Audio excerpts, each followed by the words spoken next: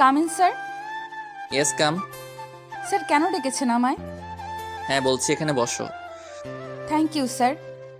শুনলাম তোমার টাকার দরকার, কথাটা কি সত্যি? আসলে স্যার, পুরোটা বলতে না দিয়ে সত্যি কিনা সেটা বলো। হ্যাঁ স্যার, টাকা দরকার। কত টাকা দরকার? প্রায় 3 লাখ টাকার মতো। টাকাগুলো আমি তোমাকে দিব। আপনি কেন আমাকে এতগুলো টাকা দিবেন? তাছাড়া আমি এত টাকা আপনার কাছ থেকে নিতে পারবো না। টাকা তো তোমার খুব ইম্পর্টেন্ট, আর টাকাগুলো তোমাকে এমনি এমনি দিব না। ইম্পর্টেন্ট, কিন্তু আমি আপনার কাছ থেকে টাকাগুলো নিতে পারবো না।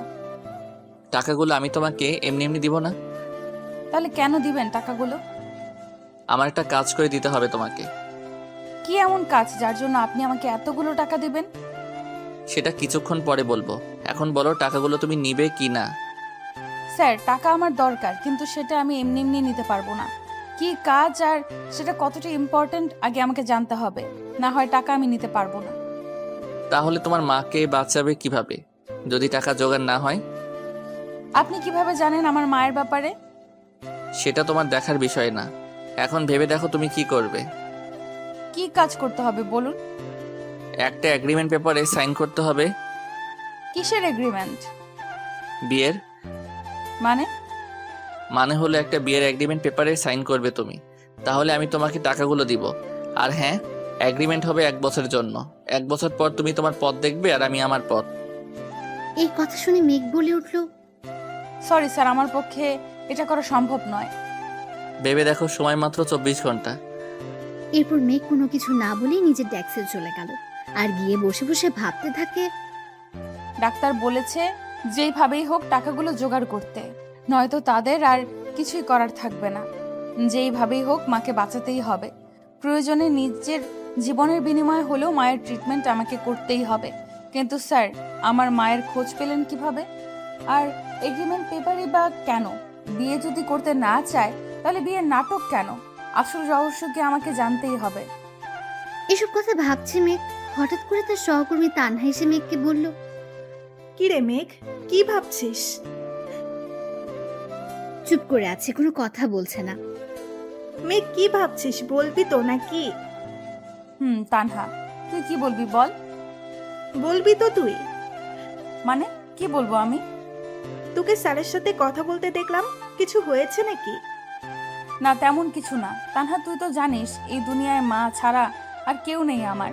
আজ যদি সেই মাকেই বাঁচাতে না পারি, তাহলে বিবেকের কাছে অপরাধী হয়ে যাব। যেই মা নিজে না খেয়ে আমাকে খাইয়েছে, নিজের সুখ না দেখে আমার সুখের জন্য ভেবেছে, আজ সেই মায়ের মৃত্যু কিভাবে নিজের চোখের সামনে দেখবো বলতে পারিস? মন খারাপ করিস না, কিছু একটা উপায় নিশ্চয়ই পাওয়া যাবে। মেঘ সারা রাত একটু ঘুমোতে পারেনি। কিভাবে ঘুমোবে?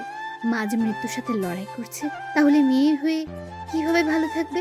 কোনোভাবে রাতটা পার করে মেঘ সকালবেলা নাস্তা করে অফিসে চলে গেল, গিয়ে আকাশের সাথে দেখা করতে গেল। স্যার, আসবো? আরে তুমি, কি ব্যাপার আজ নিচ থেকে আসলে? Any problem? স্যার, সমস্যা তো একটাই। তার মানে তুমি আমার প্রস্তাব মেনে নিতে রাজি, তাই তো? স্যার, আর কোনো অপশন কি নেই? না, আর কোনো অপশন নেই। মা, তোমার লাইফ, তোমার সিদ্ধান্ত তোমাকে নিতে হবে। আচ্ছা স্যার, আমি রাজি। গুড, আমি জানতাম তুমি এই প্রস্তাব ফেলতে পারবে না। স্যার, টাকাগুলো আজই দরকার। টাকা আজই দিব, আর বিয়েটাও আজই হবে। কিন্তু পুরোটা বলতে না দিয়ে কোনো কিন্তু নেই, এসো আমার সাথে, কোনো প্রশ্ন করো না। যেখানে যাব সাথে তুমিও যাবে। আর হ্যাঁ, ভয় পেও না, কিন্তু তোমার মায়ের ট্রিটমেন্টের টাকা আমি দিচ্ছি, এটাই ফাইনাল। Thank you sir. এসব না বললেও চলবে, আগে আসো। আকাশ মেঘকে নিয়ে গাড়িতে বসালো, তারপর ওর গাড়ি ড্রাইভ করতে শুরু করলো। এরপর মেঘ আকাশকে বলতে শুরু করলো, আমরা কোথায় যাচ্ছি? গেলে বুঝতে পারবে, এত প্রশ্ন করো কেন তুমি? না স্যার, এমনি জিজ্ঞেস করছিলাম। এরপর মেঘকে নিয়ে একটা বাড়ির ভেতরে ঢুকলো। মেঘ অবাক হয়ে চারদিকে তাকিয়ে আছে। এটা বাড়ি নাকি রাজপ্রাসাদ? এত সুন্দর বাড়ি কারো হয় নাকি? আকাশের সাথে মেঘ ভেতরে ঢুকলো। ভয়ে মেঘের গলা শুকিয়ে যাচ্ছে, কিন্তু মেঘ একটা কথাও মুখ ফুটে বলতে পারছে না। হঠাৎ করে আকাশ বলে উঠলো, মামুনি, মামুনি দেখো কাকে নিয়ে এসেছি। কিছুক্ষণ পর হুইল চেয়ারে বসে একজন মহিলা এগিয়ে আসলো আকাশের কাছে।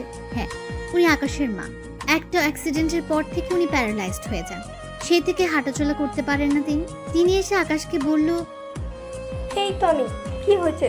এত চিৎকার করে ডাকছিস কেন? কাকে নিয়ে এসেছি দেখো। বাহ, খুব সুন্দর তো। এই কি সেই মেয়ে যাকে তুই... পুরোটা বলতে না দিয়ে মামুনি, মামুনি শোনো, আজকে ওর সাথে আমার বিয়ে, তুমি সবকিছু আয়োজন করো। আমি একটু আসছি, ওকে নিয়ে শপিং করতে যাব। একদিন একটা কাজের মতো কাজ করতে যাচ্ছিস। ঠিক আছে, আমি তোর উকিল আঙ্কেলকে ফোন করে আসতে বলি, সব কাগজপত্র রেডি করে রাখি, তোরা শপিং করে আয়। আচ্ছা ঠিক আছে মামুনি। এইদিকে একটু আসবে মা? মহিলার মুখে মা ডাক শুনে মেঘের বুকে কেমন যেন মোচড় দিয়ে উঠল। মেঘ ওনার কাছে গিয়ে পায়ের কাছে বসে হাতে হাত রাখলো। আর আকাশের মা বলে উঠল, আজ থেকে আমার এই বাদর ছেলের সব দায়িত্ব কিন্তু তোমার। ওকে দেখে রাখবে কেমন? আমার ছেলের পছন্দ যে এত সুন্দর তা আগে জানা ছিল না। মেঘ অবাক হয়ে তাকিয়ে আছে ওনার দিকে। কি বললো এটা উনি? মেঘের মাথায় যেন আকাশ ভেঙে পড়লো। মেঘ ঘাড় ঘুরে আকাশের দিকে তাকায়। আকাশ ওরা এমন করে তাকানো দেখে বলল, এইভাবে তাকিয়ে না থেকে তাড়াতাড়ি আসো, শপিং করতে হবে। মেঘ রীতিমতো ভয় পেয়ে গেল আকাশের এরকম কথায়। কি আজব লোক রে বাবা, নিজের স্বার্থ রক্ষা করার জন্য আমাকে বিয়ে করতে চাইছে, নাকি ওনার এই বিয়ের পেছনে কোনো রহস্য লুকিয়ে আছে? জানি না কি চান উনি। ওনার মতিগতি বোঝার ক্ষমতা আল্লাহ আমাকে দেয়নি মনে হয়। যাই হোক, এত ভেবে লাভ নেই। এখন মাকে বাঁচানোর জন্য একটাই উপায়, যেইভাবেই হোক মাকে আমার চাই। দুজন টুকটাক কিছু শপিং করে বাসায় চলে আসলো। বাসায় এসে আকাশ মেঘকে একটা শাড়ি পরে রেডি হতে বলল, একটু পর কাজে আসবে। তারপর থেকে মেঘ আগামী 1 বছর চুক্তির উপর দাঁড়িয়ে থাকবে। একটা সম্পর্ক কি চুক্তি দিয়ে শুরু হয়? মেঘ এসব কথা ভাবছে, হঠাৎ করে আকাশ বলল, এই যে হ্যালো, তাড়াতাড়ি রেডি হও, কাজই চলে আসবে। স্যার, আমার মা...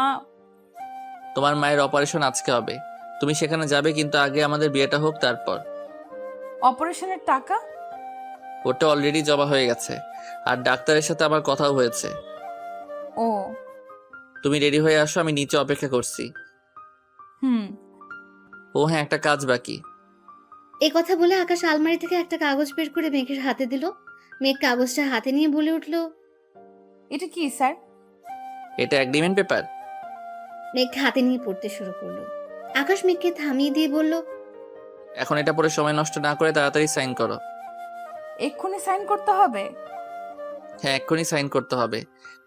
মেঘ ভয়ে ভয়ে হাতে কলম তুলে নিল আর ভাবতে শুরু করলো, হে আল্লাহ, বাঁচার কি কোনো উপায় নেই?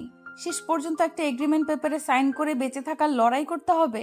কিন্তু যদি তামিম এটা জানে, তাহলে কিভাবে কি জবাব দিব? অবশ্য ওর আর এখন আমার লাইফ নিয়ে কোনো মাথা ব্যথা নেই। যদি থাকতো তাহলে এইভাবে... পুরোটা বলার আগে আকাশ বলে উঠল, এত ভেবে লাভ নেই, যা হবে অবশ্যই ভালো হবে। তোমার মাকে তো ফিরে পাবে, তাই না? মেঘ ভাবতে লাগলো, একটা স্বাক্ষরের মাধ্যমে আমি আমার সব কিছু হারাতে যাচ্ছি। তবে যাই হোক, এর কারণে তো আমার মাকে ফিরে পাবো, এটাই আমার কাছে অনেক। অবশেষে মাকে বাঁচাতে গিয়ে আজ নিজের জীবনকে চুক্তির ভেতরে নিয়ে নিলাম। হুট করে মেঘ এগ্রিমেন্ট পেপারে সাইন করে কাগজটা আকাশের হাতে দিল। আকাশ সেটার দিকে তাকে একটা মুচকে হাসি দিল। তারপর আকাশ এগ্রিমেন্ট পেপার আলমারিতে রেখে মেঘকে নিচে আসতে বলে নিজের রুম থেকে বের হয়ে নিচে চলে গেল। মেঘ খুব জোরে কান্না করতে লাগলো।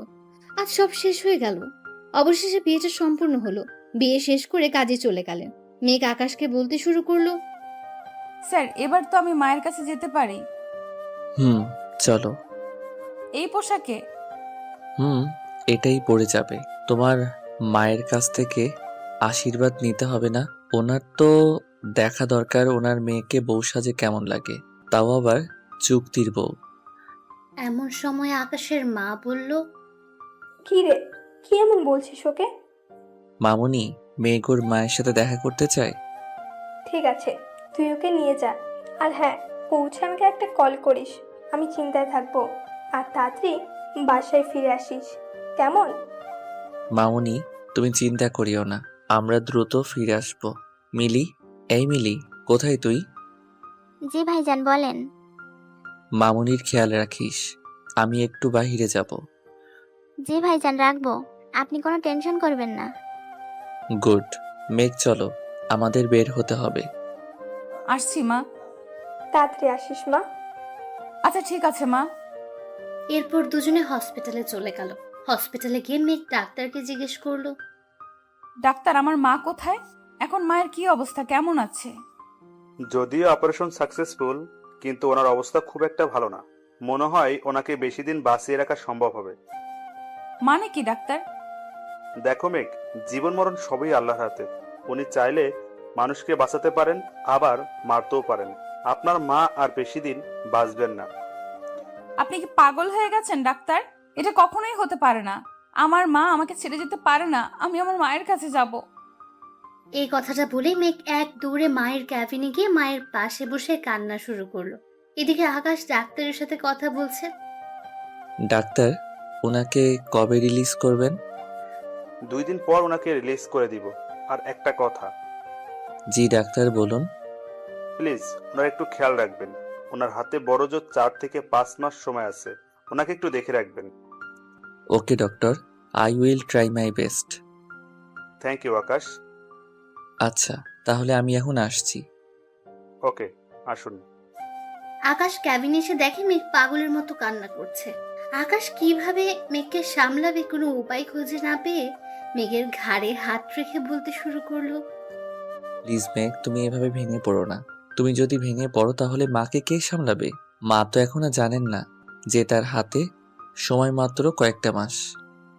মেঘ পেছন ঘুরে আকাশকে জড়িয়ে ধরে কান্না করতে লাগলো আর বলতে লাগলো, মায়ের কিছু হলে আমি বাঁচবো না স্যার। মা ছাড়া আমার যে আর কেউ নেই। আমি যে বড্ড একা হয়ে যাব। কেন? আমরা আছি তো তোমার সাথে। আমি আছি, মামুনি আছে। তুমি কেন ভেঙে পড়ছো? মেঘ, নিজেকে সামলাতে চেষ্টা করো। আকাশের কথায় মেঘ ওকে ছেড়ে দিয়ে সরে গেল আর বলতে থাকে। I am sorry sir. ঠিক সেই সময় মেঘের আম্মা বলে উঠল, মেঘ, মা, তুমি ঠিক আছো তো? মেঘের মা উঠতে গেলে আকাশ ওনাকে ধরে পিঠের পেছনে বালিশ দিয়ে ওনাকে বসিয়ে দেয়। এরপর মেঘের মা মেঘের দিকে তাকিয়ে বলে উঠল, বাহ, তোকে তো খুব সুন্দর লাগছে এই পোশাকে। মা, আমাকে ক্ষমা করে দাও। তোমাকে না জানিয়ে এত বড় একটা সিদ্ধান্ত নিয়ে ফেলেছি। আকাশ আমাকে সবকিছু বলেছে। তুমি জানো? হ্যাঁ, অপারেশনে যাওয়ার আগে আকাশ আমাকে সবকিছু বলেছে। আমি নিজে ওকে অনুমতি দিয়েছি তোকে বিয়ে করার জন্য। মেঘের মনে ভয় ঢুকে গেল। কি বলে মাকে বিয়ের জন্য রাজি করালো? তাও আবার একটা এগ্রিমেন্ট পেপারে সাইন করা বিয়ে। মা কি এটা জানে? মা এটা জানলে তো সর্বনাশ হয়ে যাবে। মেঘ আকাশের দিকে একবার তাকিয়ে ওর মাকে জড়িয়ে ধরলো। আর তখন তার মা বলতে লাগলো, তুই খুব সুখী হবি মা। আমি তোর জন্য রোজ আল্লাহর কাছে কান্নাকাটি করে এমন একজনকে চেয়েছি যে তোকে অনেক ভালো রাখবে। মা, আকাশ খুব ভালো ছেলে, ও তোকে অনেক ভালো রাখবে। মা, এখন এসব কথা ছাড়ো তো। এখন তোমার কাছে কেমন লাগছে সেটা বলো। আমি একদম ঠিক আছি। মা, এখন একটু রেস্ট নেন, নয়তো শরীর আরো অসুস্থ হয়ে যাবে। আচ্ছা ঠিক আছে। মেঘ, চলো আমরা বাসায় যাই, মামুনি অপেক্ষা করতেছে। স্যার, আমি এখানেই থাকি। মাকে ছেড়ে আমার যেতে ইচ্ছে করছে না। কিন্তু মা, আজ তো তোদের বিয়ের প্রথম। প্লিজ মা, আমি এখন কোথাও যাচ্ছি না, এটাই ফাইনাল। মেঘ বাচ্চাদের মতো মাকে জড়িয়ে ধরে রাখে। এরপর মেঘের মা বলে উঠল, পাগল মেয়ে। মেঘ কান্না করেই যাচ্ছে। মা, মেঘ না গেলে আমি না হয় চলে যাই। না বাবা, মেঘ যাবে। আজ মাত্র ওর বিয়ে হলো। আজ তোর বরের বাড়ি থাকার কথা। তাছাড়া আমি এখন ভালো আছি। তোমরা সকালে এসো। রাতে তো দুজনে এখানে থাকতে পারবে না। এটা হসপিটাল। এখানে কি এত লোকজন অ্যালাউ করবে? কিন্তু মা, আমি তোমাকে ছাড়া। পুরোটা বলতে না দিয়ে, রাতটাই তো, সকালে আসিস। অনেক সময় মিলে আড্ডা দেব মা মেয়ে মিলে। এবার যাও মা, তোমার সংসার সাজানোর প্ল্যান করো। মা, কাঁদে না মা, আজকে যে সুখের দিন, এই দিনে কাঁদতে নেই। মা, আমি যাব না। মায়ের কথা শুনতে হয়। আর তোর শাশুড়ি মা অপেক্ষা করছে তোদের জন্য। তাতে কি হয়েছে? আকাশ, ওকে নিয়ে যাও তো বাবা। মা, তুমি এমন করছো কেন? পাগলি মেয়ে, নিজের বরের বাড়িতে যাবি না এখানে থাকবি? সেটা হয় নাকি? মা, মেঘ খুব জেদি, ও আমার একটা কথা শুনে না। ওকে বকা দিন তো একটু। মেঘ, কি শুরু করলি তুই? যাবি না ওর সাথে? যাচ্ছি তো। নিজের মেয়ের থেকে নিজের মেয়ের জামাইয়ের প্রায়োরিটি দিচ্ছ? তুমি খুব পচা। মেঘ এই কথা বলে রাগ দেখে বের হয়ে চলে গেল। এদিকে মা আমাকে বলতে শুরু করলো, বাবা, তোমার কাছে আমার একটা অনুরোধ। ছি মা, অনুরোধ কেন বলছেন? বলেন না কি বলবেন। আমি জানি আমার হাতে খুব বেশি সময় নেই। আমি যখন থাকবো না, তুমি তাকে দেখে রেখো বাবা। আমি চলে গেলে ও একা হয়ে যাবে। এটা একটা সন্তানের কাছে মায়ের অনুরোধ বাবা। মা, আমি আগে আপনাকে সবকিছু বলেছি। আপনি ভাববেন না দায়িত্ব যখন নিয়েছি তাকে ভালো রাখার দায়িত্ব আমার। আজ হোক কাল হোক মেঘ আমার হবেই। হ্যাঁ, মেঘ আগে একজনকে ভালোবাসতো, হয়তো সে থাকলে মেঘ আজকে আমার হতো না। মা, আমি আপনাকে ওয়াদা করছি, আজ থেকে মেঘকে ভালো রাখার দায়িত্ব আমার। এক ফোঁটা কষ্ট মেঘকে স্পর্শ করবে না। মা, আপনি শুধু আমাদেরকে দোয়া করবেন, আমি যেন আমার সবটা দিয়ে মেঘকে ভালো রাখতে পারি। আমি দোয়া করি একদিন তোমার ভালোবাসা জয় হবেই। চিন্তা করবেন না, বিয়ে যেহেতু হয়ে গেছে তখনও চাইলেও এই পবিত্র বন্ধন থেকে বের হতে পারবে না। আমি ওকে মুক্তি দিব না, সারা জীবন আমার কাছেই রেখে দিব। আচ্ছা মা, আসি। মেঘ গাড়িতে একা। আচ্ছা ঠিক আছে বাবা, যাও। তারপর আকাশ গিয়ে গাড়িতে উঠলো। তারপর গাড়ি স্টার্ট করলো। মেঘ চুপচাপ বসে আছে, কেউ কোনো কথা বলছে না। ভাগ্যিস মেঘ তখন ক্যাবিনে ছিল না, নয়তো সব শুনে ফেলতো। মেয়েটা এমনিতে অনেক কষ্ট পাচ্ছে, আর ওকে কষ্ট দেওয়া যাবে না। এসব ভাবতে ভাবতে বাসার কাছে চলে আসলো গাড়ি থেকে নেমে দুজন ভেতরে চলে গেল। ঘরে গিয়ে আকাশ মেঘকে আলমারি থেকে কিছু শাড়ি নামিয়ে দিয়ে বলল ফ্রেশ হয়ে আসার জন্য। এরপর মেঘ ফ্রেশ হয়ে শাড়ি চেঞ্জ করে রান্নাঘরে গেল। তারপর রাতের খাবার শেষ করে রুমে গিয়ে শুয়ে পড়লো মেঘ। আকাশ রুমে ঢুকে মেঘকে ঘুমিয়ে থাকতে দেখে কিছু না বলেই ব্যালকনিতে গিয়ে দাঁড়ালো আর ভাবতে থাকে আজকের দিনটার কথা। মেঘকে কতটা কষ্ট দিল একটা চুক্তির কাগজ দিয়ে। মেঘ নিজেও জানে না তার সাথে কি হচ্ছে। আকাশ নিজেকে বারবার বকা দিচ্ছে। ওকে সত্যিটা বলতে পারতো, কিন্তু যদি মেঘ দূরে সরে যায়, সেই ভয়ে একটা চুক্তি করে নিল যেন মেঘ আকাশকে ছেড়ে না যেতে পারে। কিন্তু আকাশ কি পারবে এই 1 বছরের চুক্তির মধ্যেই মেঘের মন জয় করে নিতে? পারবে মেঘের ভালোবাসার মানুষ হয়ে উঠতে? নাকি মেঘ আকাশকে ভুল বুঝে 1 বছর পর দূরে সরিয়ে দেবে? শেষটা জানতে অবশ্যই লাইক কমেন্ট করে সাথে থাকো। এরপর আকাশ তার ডায়েরিটা হাতে নিয়ে লিখতে শুরু করলো। আকাশের একটাই অভ্যেস, এই পর্যন্ত যা যা ঘটেছে সবকিছু এই ডায়েরিতে লিপিবদ্ধ করে রাখা। সেটা যত সুখ কিংবা যত দুঃখের হোক না কেন, সবকিছু এই ডায়েরিতে লিখে রেখেছে। লিখতে লিখতে আকাশ চেয়ারে ঘুমিয়ে পড়েছে। মাঝরাতে মেঘের ঘুম ভেঙে যায়। রুমের লাইটটা অন করে দেখে মেঘ অনেকটা অবাক হয়। এত রাতে লোকটা লাইট জ্বালিয়ে রাখলো কেন? চারদিকে তাকিয়ে পরে দেখতে পায় আকাশ চেয়ারে ঘুমিয়ে আছে। মেঘ উঠে আকাশের কাছে যায়। তারপর হাতের নিচে একটা ডায়েরি দেখতে পায়। মেঘ সেটা ধরবে কি ধরবে না এইসব ভাবতে ভাবতে ডায়েরিটা হাতে নিয়েও আবার টেবিলে রেখে দিল। কারণ মেঘ জানে কারো পার্সোনাল জিনিস অনুমতি ছাড়া হাত দেওয়াটা চরম অন্যায়। মেঘ সে অন্যায় কিছুতেই করবে না। মেঘ ঘড়ির দিকে তাকিয়ে দেখে রাত প্রায় শেষের দিকে। তাই মেঘ ওয়াশরুমে গিয়ে গোসল করে অজু করে আসলো। অজু করে এসে তাহাজ্জুদের নামাজ আদায় করে নিল। তারপর কোরআন তেলাওয়াত করে ফজরের আজান দিলে নামাজ আদায় করে নিল। একটু পর চারদিকে আলোয় চিকচিক করবে, তাই দেরি না করে মেঘ রান্নাঘরের দিকে পা বাড়ালো। ঠিক তখনই ওর শাশুড়ি মায়ের রুম থেকে আওয়াজ শোনা যাচ্ছিল। ওনার ফোপানির কণ্ঠ শুনে মেঘের বুঝতে বাকি রইল না যে উনি কান্না করছেন। কিন্তু এত সকালে কেন কান্না করছে সেটা জানার জন্য মেঘের বড্ড কৌতূহল হলো। তাই মেঘ দরজার কাছে কান পেতে শুনতে লাগলো। এমন কিছু কথা শুনে মেঘ স্তব্ধ হয়ে সেখানে দাঁড়িয়ে থাকে। কিছুক্ষণ পরে নিজেকে সামলে নিয়ে রান্নাঘরের দিকে পা বাড়ালো। সকালে সব নাস্তা মেঘ নিজের হাতে রেডি করলো। তারপর আকাশের মায়ের রুমের কাছে গিয়ে দরজার নক দিয়ে বলতে লাগলো, মা, দরজাটা খুলবেন? দাঁড়াও মা, আসছি। উনি হুইল চেয়ার ঠেলে দরজা খুলে দিলেন। মেঘকে দেখে উনি একেবারে অবাক হয়ে গেলেন। ঘরের লক্ষ্মী, হাতে চায়ের কাপ, চুলে খোপা, শাড়ির আঁচল কোমরে গোজা। এরপর মেঘ বলে উঠল, মা, আপনার চা। এত সকালে তুমি রান্নাঘরে গেলে কেন মা? মিলি কোথায়? মিল্লি অন্য কাজ করছে, তাই আমি রান্নাটা করে নিলাম। ইস, প্রথম দিনে রান্নাঘরে কেন গেলে মা? মিলি করে দিত। মা, এতদিন সব কাজ মিলি করেছে, আজ থেকে আমি করব। আপনি কিন্তু আপত্তি করতে পারবেন না, আর আপত্তি করলেও আমি শুনবো না। আমি কিন্তু খুব বেয়াদব টাইপের মেয়ে, কথা না শোনার অভ্যাস আছে আমার।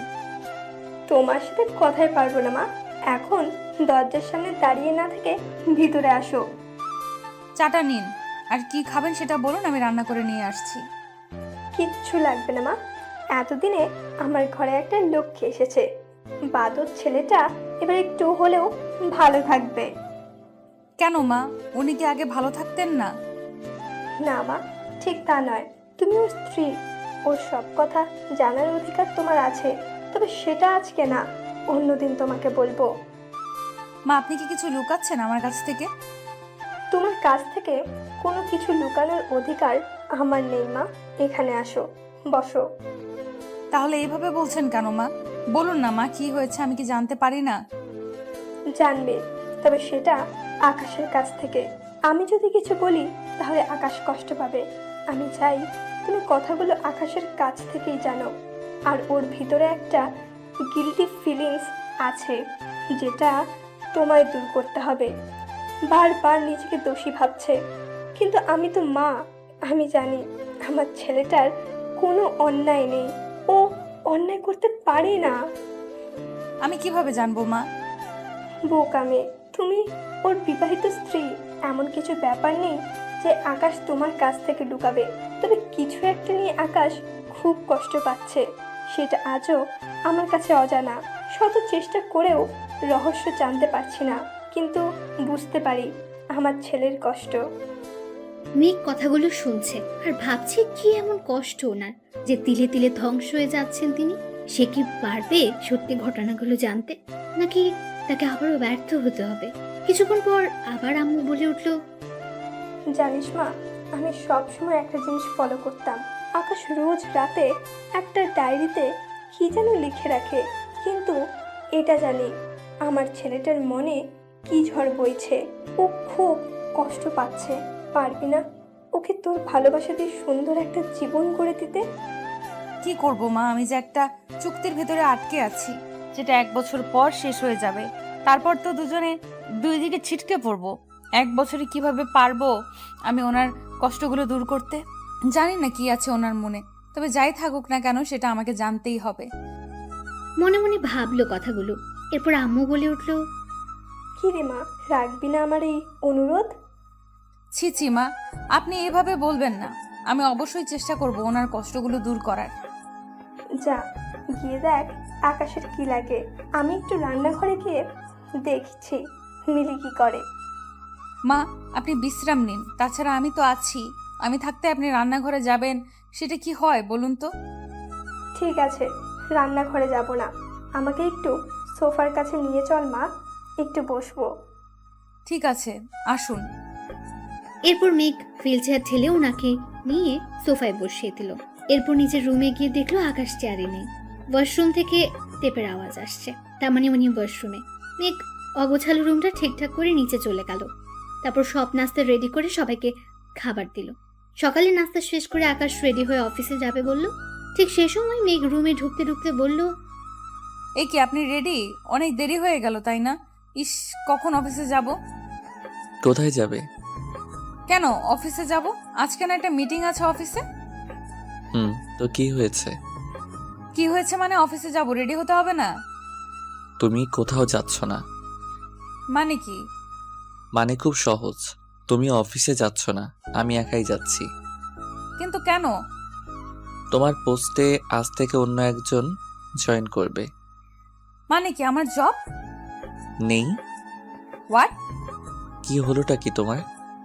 মেঘ এবার কান্না জড়িত কণ্ঠে বলতে লাগলো, এখন আমি কি করব? মায়ের ট্রিটমেন্টের এত টাকা কোথায় পাবো? কিভাবে মায়ের ওষুধের টাকা জোগাড় করব? কিভাবে মাকে বাসায় নিয়ে যাব? তাছাড়া বাড়িওয়ালার অনেক দেনা বাকি। এখন কি করব আমি? সবটা কিভাবে ম্যানেজ করব? মেঘ, কি হয়েছে? কি কান্না করছো কেন? আমার চাকরিটা কেন কেড়ে নিলেন জানতে পারি? তোমার চাকরির কি দরকার? ঘরের বউ হয়ে অফিসে কাজ করবে, এটা আমার কাছে বড্ড বেমানান, তাই না? ও, ভালো ঘরের বউ হয়ে মায়ের দায়িত্ব থেকে বঞ্চিত হলাম? মানে কি বলছো? কিছু না, আপনি যান, আপনার দেরি হয়ে যাচ্ছে। তাছাড়া আজ তো জরুরি মিটিং আছে। মিটিং ক্যান্সেল করে দিয়েছি। কেন? অন্য একটা কাজ আছে। তুমি রেডি হও, একসাথে বের হবো দুজনে। কেন? আর আমি কোথাও যাব না। এত প্রশ্ন করার অধিকার আমি তোমাকে দেইনি। তুমি আমার স্ত্রী, তাই আমি যা বলবো তাই তোমাকে করতে হবে। যাও, গিয়ে রেডি হয়ে আসো। আমি তো ভুলেই গেছিলাম আমি আপনার চুক্তির বউ, সুতরাং আপনি যা বলবেন তাই করতে হবে আমাকে। সেই অধিকার থেকে একটা কথা জানতে চাইবো, বলবেন? কি জানতে চাও বলো। আপনি তো একজনকে ভালোবাসেন, তাহলে আমাকে বিয়ে করলেন কেন? তাও আবার একটা এগ্রিমেন্ট পেপারে সই করিয়ে। আমি কি খুব বড় ক্ষতি করেছি আপনার, যার জন্য এত বড় শাস্তি দিলেন আমায়? আকাশ চুপ করে অবাক দৃষ্টি নিয়ে এক নজরে মেঘের দিকে তাকিয়ে রইল। এক মুহূর্তের জন্য আকাশের চোখের পলক পড়েনি। মেঘের কণ্ঠগুলো এতটাই মায়াবী যা প্রকাশ করা অসম্ভব। মেঘ আবার বলে উঠল, বলতে পারেন আজ অবধি কোন কথাটা শুনিনি আপনার? অফিসের সব কাজ সব সময় ঠিক করে দিয়ে নিজের মাকে নিয়ে যে দুনিয়াটা ছিল, এখন তো সেটাও শেষ হয়ে গেল। কেন করলেন এমনটা আমার সাথে? আমি তোমার সব কথার জবাব দিতে বাধ্য নই। একটা কথা ভালো করে শুনে রাখো, আকাশ আহমেদ আজ অবধি যা চেয়েছে তার মা বাবা তাকে সেটাই এনে দিয়েছে। আর আজ তার মায়ের চাওয়ার কোনো গুরুত্ব দিবে না, এটা তো হতে পারে না। আমি আমার মামুনিকে সুখী দেখতে চাই। আমার মামুনি আমার সব চাওয়া পূরণ করেছে, তাই আমি আমার মামুনিকে একটু হলেও ফিরিয়ে দিতে চাই। আর হ্যাঁ, আজ থেকে আমি ততটুকু জানার অধিকার দিব, ততটুকু জানবে, একদম বেশি জানার চেষ্টা করবে না। আপনি কেন আমার সাথে এমন করছেন? যেটা জানতে চাইলাম সেটার উত্তর দিন না প্লিজ। কেন আমার জীবনটা নিয়ে খেলছেন? কি অধিকারে? অন্যায় আপনি করেছেন আর অপরাধী আমি? বাহ মিস্টার আকাশ আহমেদ, বাহ, কি সুন্দর কথা বললেন আপনি। যাই হোক, আমি একাই যেতে পারবো, আপনাকে আর আমার জন্য কষ্ট করতে হবে না। আপনি অফিসে যান। চুপচাপ গিয়ে রেডি হয়ে আসো, মাকে দেখতে যাব। তারপর তোমাকে নামিয়ে দিয়ে আমাকে আবার অফিসে যেতে হবে। আকাশ আর কোনো কথা বলার সুযোগ না দিয়ে রুম থেকে বাইরে চলে গেল। মেঘ রেডি হয়ে নিচে নেমে কোনো কথা না বলে সোজা গাড়িতে গিয়ে বসলো। আকাশ ড্রাইভ করছে। মেঘ বারবার আকাশের দিকে তাকায়। আকাশ একটা কথাও বলল না, শুধু ড্রাইভ করছে। আকাশের চোখে জলের চিহ্ন স্পষ্ট বোঝা যাচ্ছে। দু চোখে নোনা জল টলমল করছে। যা বুঝতে বাকি রইল না মেঘের। আকাশের এমন অবস্থা দেখে মেঘ ভাবতে থাকে, কি এমন কষ্ট ওনার, যার জন্য উনি এখনো এত কষ্ট পান? আমার সাথে বা এমন এগ্রিমেন্ট কেন করলো? কিভাবে জানবো আমি? কিভাবে বুঝবো আমি সকল সত্য ঘটনা? কি এমন গোপন তথ্য লুকিয়ে আছে যার জন্য আমাকে ওনার চুক্তির বউ হতে হয়েছে? এত কিসের কষ্ট ওনার? সবকিছু জানতে হবে আমাকে, সব জানতে হবে। যেভাবেই হোক মায়ের কথা আমাকে রাখতেই হবে। আমি মাকে কথা দিয়েছি ওনার সব কষ্ট দূর করে ওনার মুখে হাসিটা আবার ফিরিয়ে আনবো। আমাকে যে পারতেই হবে আমাকে। শত হলেও আমি ওনার এগ্রিমেন্ট করা বউ। আর 1 বছর তো অনেক সময়, এই 1টা বছর আমাকে কাজে লাগাতেই হবে। হসপিটালের সামনে এসে আকাশ গাড়ি ব্রেক করতেই মেঘ ধাক্কা খায়। সাথে সাথে মেঘের ঘোর কাটে। গাড়ি ব্রেক করে আকাশ বলল, নামো। আপনি ভেতরে যাবেন না? না, আমার অফিসে কাজ আছে, তুমি অপেক্ষা করো, আমি বিকেলে এসে তোমাকে নিয়ে যাব। আপনি না বললেন মিটিং ক্যান্সেল করেছেন? হ্যাঁ, করেছি। তাহলে কিসের কাজ অফিসে? নতুন যে আসবে তাকে সব বুঝিয়ে দিতে হবে। সেটা তো ম্যানেজারকে বলে দিলেই হয়, আপনার যাওয়ার কি দরকার? জয়েন যে করবে সে একজন মেয়ে, আর আমার খুব কাছের কেউ। আকাশের এমন কথাই মেঘে একটু কষ্ট পেলেও পরে আবার নিজেকে সামলে নিয়ে জিজ্ঞেস করলো, স্পেশাল কেউ হয়? স্পেশাল? মেঘ এবার আর কিছু না বলে গাড়ি থেকে নেমে গেল। একটা বারের জন্য পেছনে ফিরে তাকালো না। এরকম দৌড় দিয়ে হসপিটালের ভেতর চলে গেল। আকাশ গাড়ি স্টার্ট দিয়ে অফিসে চলে গেল। মেঘ সারাদিন তার মায়ের সেবা যত্ন করছে। মায়ের সাথে অনেক আড্ডা দিল। একসময় মেঘের মা বলে উঠলো, মেঘ, একটা কথা বলবো? হ্যাঁ মা, বলো, কি বলবে? তুই আকাশের সাথে ভালো আছিস তো? মা, এটা কেমন প্রশ্ন? ভালো না থাকলে কি আজ আকাশ নিজে এখানে নামিয়ে দিয়ে যেত? আমি জানতাম আকাশ তোকে বুঝবে। আকাশ অফিসে চলে যায়। যাওয়ার পর অফিসে নতুন কর্মচারীকে কাজ বুঝিয়ে দেয়। তারপর হসপিটালে চলে আসে। এসে সোজা ক্যাবিনে চলে যায়। গিয়ে বলল, এটা কি হলো মা? কেন বাবা, কি হয়েছে? মেয়েকে কাছে পেয়ে ছেলেকে ভুলে গেছেন, এটা কিন্তু ঠিক হলো না। শোনো ছেলের কথা, এদিকে আসো তো। আকাশ একটা চেয়ার টেনে ওনার পাশে বসলো। মেঘ বারবার আকাশের দিকে তাকাচ্ছে আর ভাবছে ছেলেটা মায়ের কাছে আসলে কেমন যেন হয়ে যায়। আর বাসায় সবসময় গোমরা মুখ নিয়ে বসে থাকে। কি আছে ওনার মধ্যে? কেন এমন অভিনয় করছেন? নিজে তো কষ্ট পাচ্ছে, সাথে তাকেও একটা চুক্তির মাঝে বন্দি করে রেখেছে। উনি আসলে চাইটা কি? মেঘ এসব ভাবছে। হঠাৎ করে মেঘের মা বলে উঠল, বাবা একটা কথা বলবো। হ্যাঁ মা বলুন। আমার না এখানে দম বন্ধ হয়ে যাচ্ছে, আর পারছি না এখানে থাকতে। কি বলছো মা, তুমি ঠিক আছো তো? ডাক্তারকে ডাকবো? না রে মা, আমি ঠিক আছি। আমার না বাড়ি যেতে খুব ইচ্ছা করছে, আমাকে নিয়ে চল না এখান থেকে। মেঘ একবার আকাশের দিকে তাকালো, তারপর আবার মায়ের দিকে তাকালো। আকাশ হয়তো বুঝতে পারছে মেঘের চোখের ভাষা, তাই নিজেই মুখ খুলল। মা, আমি ডাক্তারের সাথে পরামর্শ করে দেখছি রিলিজ দেয় কিনা। কিন্তু মাকে নিয়ে যাব কোথায়? কেন, আমার বাড়ি আছে কি জন্য? ওখানে নেওয়াটা ঠিক হবে না। আমি তোমার কোনো কথা শুনছি না। আজ বা আমাদের ওখানেই যাবে, আর এখন থেকে ওখানে থাকবে। এটা আমার ডিসিশন। তুমি কোনো কথা বলবে না, এটাই ফাইনাল। আমি ডাক্তারের সাথে পরামর্শ করে দেখছি কি বলে। এরপর আকাশ ডাক্তারের রুমে চলে গেল। গিয়ে ডাক্তারকে বলল, ডাক্তার আসবো?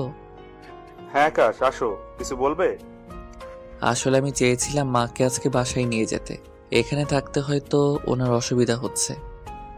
সেটা ঠিক আছে আকাশ, ওনার ঠিক মতো যত্ন নিতে হবে।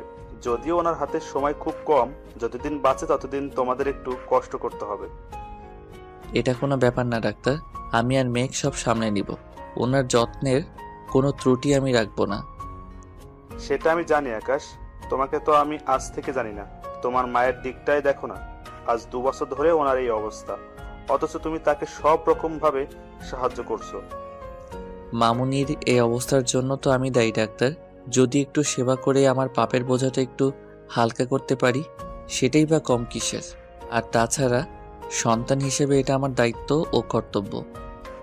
দেখো, আমি এভাবে বলিনি। তুমি আমার কথায় কষ্ট পেলে আমি দুঃখিত আকাশ। আসলে এই পর্যন্ত তোমার মায়ের চিকিৎসা এই হসপিটাল থেকে নেওয়া হয়েছে, আর সেটা আমি হ্যান্ডেল করেছি। সবই তো জানি, তাই বলেছি। I am sorry Akash. It's okay doctor, আমি কি এখন মাকে বাসায় নিয়ে যেতে পারি? তোমার উপর আমার বিশ্বাস আছে। দাঁড়াও, আমি তোমাকে সব ব্যবস্থা করে দিচ্ছি। তুমি ওনাকে আজকেই নিয়ে যাও। Thank you doctor, thank you so much. এটা আমার দায়িত্ব আকাশ। আমি জানি ওনার কোনো অযত্ন হবে না। আসি তাহলে। তুমি যাও, আমি ওনার রিলিজের সব কাগজপত্র ব্যবস্থা করে দিচ্ছি। তারপর আকাশ কেবিনে চলে গেল। গিয়ে মেঘের মায়ের সাথে গল্প করতে লাগলো। ডাক্তার ডিসচার্জ পেপারে সই করতে বলে মেঘের মাকে হসপিটাল থেকে রিলিজ করে দেন। এরপর সবাই বাসায় চলে আসলো। বাসায় আসার পর মেঘকে সব দিকটা সামলাতে হচ্ছে। একদিকে মায়ের সেবা, অন্যদিকে শাশুড়ি মায়ের সেবা যত্ন, সব মিলিয়ে মেঘ একটু চাপে থাকলেও কাউকে কোনো প্রকার কষ্টে ফেলতে চায় না। নিজের হাতেই সবকিছু সামলে নিচ্ছে। আকাশও যতটা সময় বাসায় থাকে মেঘের কাজে হেল্প করে। এভাবেই তাদের দিন কাটতে থাকে। দেখতে দেখতে আকাশ আর মেঘের বিয়ের 4 মাস কেটে গেল। মেঘ অনেকবার চেষ্টা করেছে আকাশের ব্যাপারে সবকিছু জানতে, কিন্তু বরাবরই মেঘকে হার মানতে হচ্ছে। একটা সময় ছিল মেঘ শুধুমাত্র আকাশের একজন স্টাফ ছিল, কিন্তু আজ সে আকাশের বিবাহিতা বউ। যদিও বিয়েটা একটা চুক্তির মাঝে সীমিত ছিল, তবুও এই কয়েকটা মাসে আকাশের প্রতি মেঘের একটা টান জন্মাতে শুরু করলো। মেঘ নিজেও জানে না সে নিজেকে আকাশের মায়ায় জড়িয়ে নিচ্ছে, অথচ এই সম্পর্কটা আর 5টা সম্পর্কের মতো স্বাভাবিক নয়। মেঘ বারবার আকাশের অতীত সম্পর্কে জানতে চায়, কিন্তু আজও তার জানা হয়ে ওঠেনি। এই 4টা মাস ভালো কাটলেও বিপত্তি ঘটে 5 মাসের মাথায়। মেঘের জীবন থেকে হারিয়ে যায় তার সব চাইতে কাছের বেঁচে থাকার একমাত্র অবলম্বন, আর সে আর কেউ নয়, মেঘের মা। আজ সকালের ঘটনা। আকাশ অফিসে যাবার পর মেঘের মা আর মেঘের শাশুড়ি সবাই মিলে গল্প করছিল। হঠাৎ মেঘের মা বুকের ব্যথায় ছটফট করতে থাকে। মেঘ দ্রুত ডাক্তারকে কল করে একটা অ্যাম্বুলেন্স করে তার মাকে হসপিটালে নিয়ে যায়। আকাশের মাকে বাসায় রেখে গেল। এরপর মেঘ কল করে আকাশকে হসপিটালে আসতে বলে। আকাশ অফিস থেকে দ্রুত হসপিটালে এসে মেঘের মায়ের হাতে হাত রেখে বলে, মা প্লিজ শান্ত হন, কিছুই হবে না আপনার। এখনই ঠিক হয়ে যাবেন, আমি ডাক্তারকে ডাকছি। মা, ও মা, কথা বলো না প্লিজ, কথা বলো। এভাবে একা করে দিও না মা। মা, আমি কি করে থাকবো তোমাকে ছাড়া? মা, কথা বলো না প্লিজ, চুপ করে থেকো না। ও মা, একটু তাকাও না আমার দিকে। মেঘের কান্না দেখে আকাশ থমকে গেল। ডাক্তারকে ডাক দিলে উনি এসে পালস চেক করে ওনাকে মৃত ঘোষণা করেন। এরপর থেকে মেঘ আজ পর্যন্ত একটা কথাও বলেনি। কেমন যেন হয়ে গেছে মেয়েটা, কারোর সাথে কথা বলে না।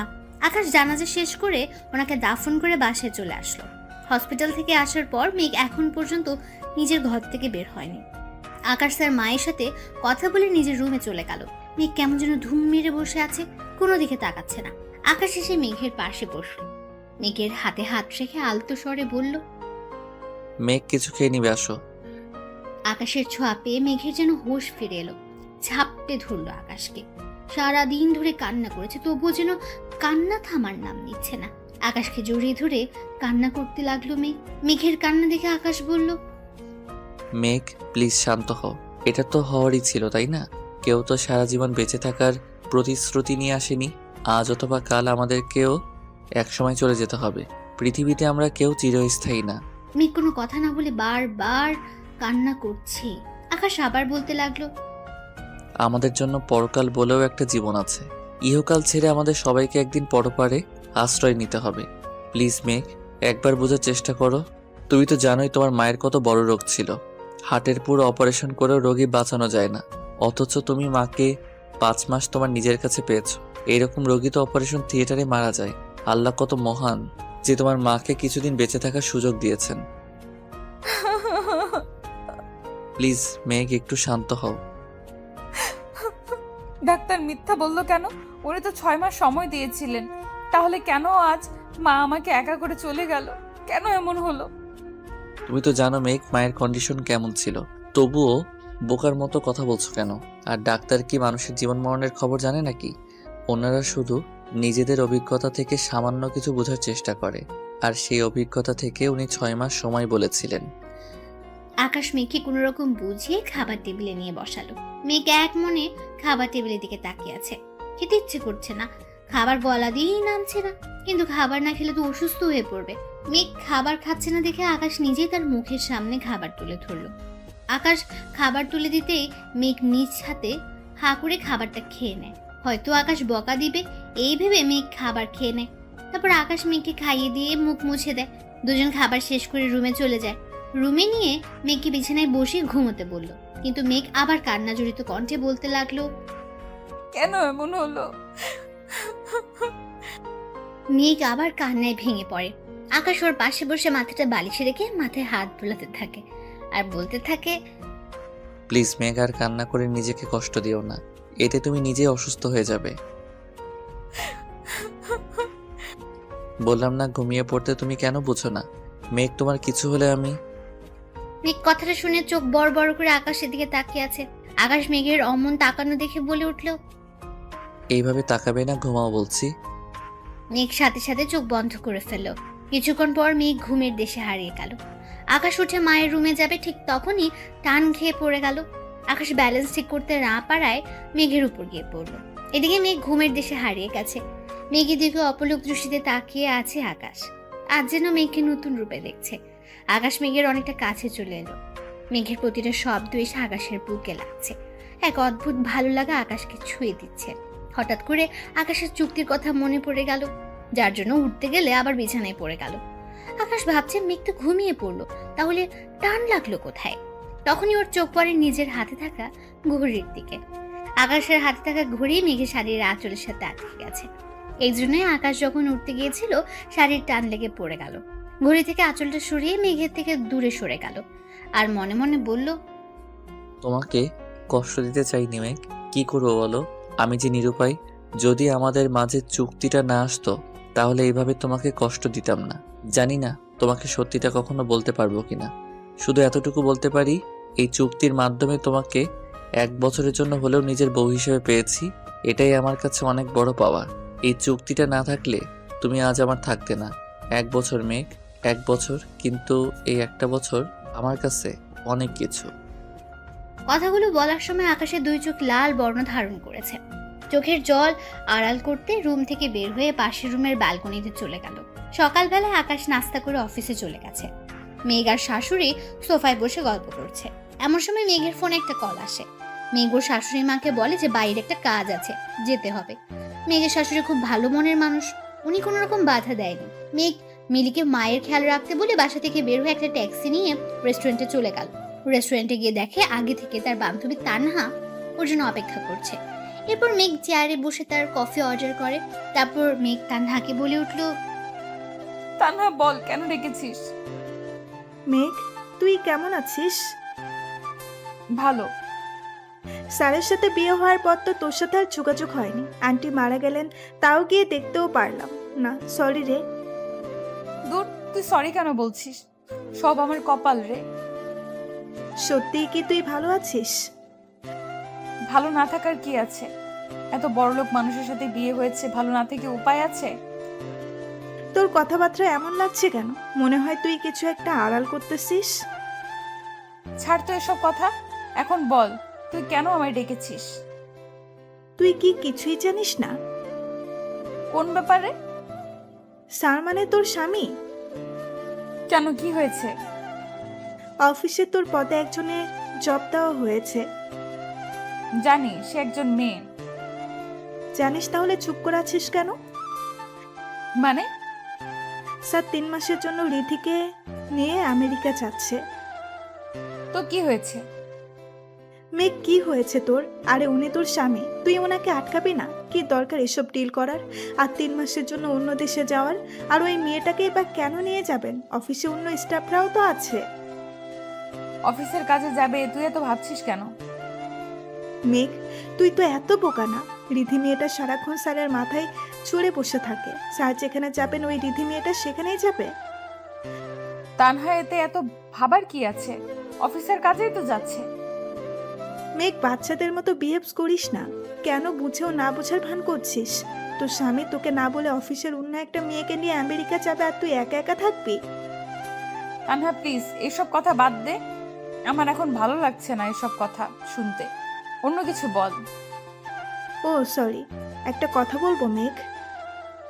কি কথা শুনি? তুই কি তামিমের কারণে স্যারকে দূরে সরিয়ে রাখছিস? তানহা, তামিমকে এর মাঝে টেনে আনছিস কেন?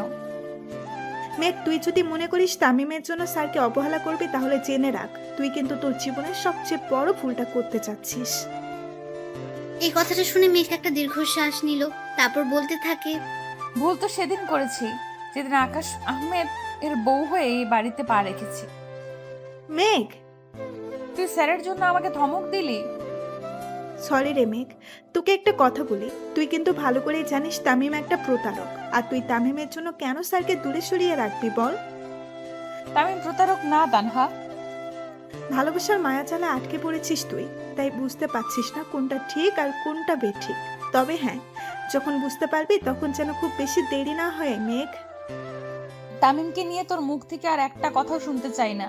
আর হ্যাঁ, উনি আমার স্বামী। ওনাকে নিয়ে আমি কি ভাববো না ভাববো সেটা আমি জানি। আর আমি এটাও জানি আমাকে কি করতে হবে। আর তো মাত্র 3 মাস, তারপর সবকিছু শেষ হয়ে যাবে। মানে কি সব উল্টাপাল্টা বলছিস? Just wait and see. এই বলে মেঘ উঠে দাঁড়ালো, পা বাড়ালো চলে যাওয়ার জন্য। পেছন থেকে তানহা শুধু একটা কথাই বলল, অতীতে যেই ভুলটা করেছিলিস সেই ভুলটা আর করিস না মেঘ, সব হারাবি তুই। তানহার কথা শুনে অবাক হয়ে পেছনে তাকালো মেঘ। তারপর বলতে থাকে, হারানোর মতো কিছুই নেই, যা ছিল অনেক আগেই হারিয়েছি। নতুন করে কিছু হারাবে না আমার। আর হ্যাঁ, অতীতে আমি কোনো ভুল করিনি। এই কথা বলে মেঘ সামনের দিকে হাঁটতে শুরু করে। তারপর বাসায় চলে আসে। বাসায় এসে বারবার তানহার বলা কথাগুলো মনে পড়তে থাকে। ভুলে যেতে চাইলেও কানে বাজে একটা কথা, অতীতের ভুলটা করিস না মেঘ। মেঘ রুমে এসে কান্নায় ভেঙে পড়ে আর নিজে নিজে বলতে থাকে, আমি তো কোনো ভুল করিনি, তাহলে কেন আমাকে এত কষ্ট পেতে হচ্ছে? কেন আমার সাথে এমনটা হচ্ছে? কেন কেন কেন? সবকিছু ভুলে গিয়ে তো ভালোই ছিলাম আমি। তাহলে কেন স্যারের চুক্তিটা মাঝখানে নিয়ে এলো? কেন এই চুক্তি দিয়ে আমার মনে তামিমের দেওয়া আঘাতগুলো ফিরিয়ে দিল? কেন কেন কেন? মেঘের কান্না যেন থামছেই না। রাতে আকাশ বাসায় এসে ব্যাগ গুছিয়ে নিতে শুরু করলো। মেঘ খাবার খেতে ডাকতে এসে দেখে আকাশ ব্যাগ গোছাচ্ছে। ব্যাগ গোছাতে দেখে মেঘ বলে উঠলো, আমি হেল্প করব? না, আমি নিজেই করে নিব। আচ্ছা ঠিক আছে, মা অপেক্ষা করছে খাবার টেবিলে। তুমি যাও, আমি আসছি। মেঘ চলে যাওয়ার জন্য পা বাড়ালো, ঠিক তখনই আকাশ ডাকলো, মেঘ শোনো। জি বলেন। কোথায় যাচ্ছি, ব্যাগ কেন গোছাচ্ছি জিজ্ঞেস করবে না? কারো পার্সোনাল ব্যাপারে কোনো কিছু জানার তেমন ইচ্ছে বা আগ্রহ আমার নেই। কিন্তু তুমি তো আমার। আমি তো আপনার চুক্তির বউ, তাই আমার মনে হয় না কোনো কিছু জানার অধিকার আমি রাখি। 1 বছর তো চলেই যাচ্ছে, হাতে গোনা তো আর 3 মাস 15 দিন। তারপর আপনার এই এগ্রিমেন্ট থেকে আমি মুক্ত। মেঘ কথাটা বলে চলে গেল। আকাশের মনেই ছিল না আর মাত্র 3 মাস 15 দিন তার হাতে। এর মাঝে 3 মাস আকাশ আমেরিকাতে থাকবে। ইচ্ছে করছে ডিলটা ক্যান্সেল করে দিতে, কিন্তু সেই চান্স এখন আর নেই। আগে সবকিছু ফাইনাল হয়ে গেছে। আকাশ বসে বসে এসব ভাবছে। হঠাৎ করে রিধির কল আসলো। আকাশ কলটা রিসিভ করে বলল, হ্যাঁ রিদি বলো। স্যার আপনি ঠিক আছেন তো? হ্যাঁ আমি ঠিক আছি, কি জন্য কল দিছো সেটা বলো। স্যার আমরা কালকে সকালেই এয়ারপোর্ট যাচ্ছি, আপনি আমাকে কষ্ট করে পিক করতে পারবেন? তুমি নিজেই এয়ারপোর্ট চলে এসো, আমি তোমার জন্য অপেক্ষা করব। একই জায়গা যখন যাচ্ছি তখন একসাথে গেলেই বা কি দোষ? ওকে ফাইনাল একসাথে যাব। এই কথা বলে কলটা কেটে দিল। আর আকাশ রাগে গজ গজ করতে লাগলো। কি জন্য যে ওকে জবাব দিতে গেল এখন হাড়ে হাড়ে টের পাচ্ছে। এই মেয়ে সারাক্ষণ মাথার কাছে ছাড় পোকার মতো ঘুরে বেড়ায়। খেয়ে দেওয়ার কোনো কাজ নেই নাকি? হাত থেকে মোবাইল বিছানায় ছুঁড়ে মেরে নিচে চলে গেল খাবার খেতে। খাবার টেবিলে বসে তার মামুনিকে বলল, মামুনি কালকে সকালের ফ্লাইটে আমেরিকা যেতে হচ্ছে 3 মাসের জন্য। একটা ডিল ফাইনাল করতে যাচ্ছি, তুমি একটু সাবধানে থেকো। 3 মাস অনেকটা লম্বা সময় হয়ে গেল না? কিছু করার নেই মামুনি, সাইন করে ফেলেছি, যেতেই হবে। এক কাজ কর, বৌমাকে নিয়ে সাথে যা। বিয়ের পর তো ওকে কোথাও নিয়ে যাওয়া হয়নি, সারাদিন বাসায় একা একা থাকে। না মা, আমি এখানেই ভালো আছি। আমার জন্য কারো কোনো ক্ষতি হোক এটা আমি চাই না। তাই আমি চলে গেলে আপনার দেখাশোনা করবে কে শুনি? সে কি রে মা, তাই বলে তুই যাবি না? না মা, আমি যাব না। কারো যাওয়া লাগবে না, রিদি আছে আমার সাথে, আমি সব সামলে নিব। খুব জোরে কথাটা বলে আকাশ খাবার না খেয়ে টেবিল থেকে উঠে চলে গেল। আকাশের মা পেছন থেকে ডাকলেও তার ডাকে কোনো সাড়া দিল না। মেঘ খুব সকালে ঘুম থেকে উঠলো। তারপর নাস্তা বানাতে চলে গেল, কারণ আজ আকাশ চলে যাবে তাই। সকাল 8টার দিকে আকাশ তার মায়ের কাছ থেকে বিদায় নিয়ে বের হয়ে যাবে। তখনই পেছন ফিরে একবার তাকালো। মেঘ ব্যালকনিতে দাঁড়িয়ে আছে। আকাশ মেঘকে ডাক দিবে ভেবে থেমে গেল। তারপর কিছু না বলেই বের হয়ে গেল। আকাশ ভাবছে হয়তো মেঘের মনে তার জন্য বিন্দুমাত্র অনুভূতির জন্ম হয়নি, তাই মেঘ দূরে দূরে থাকছে।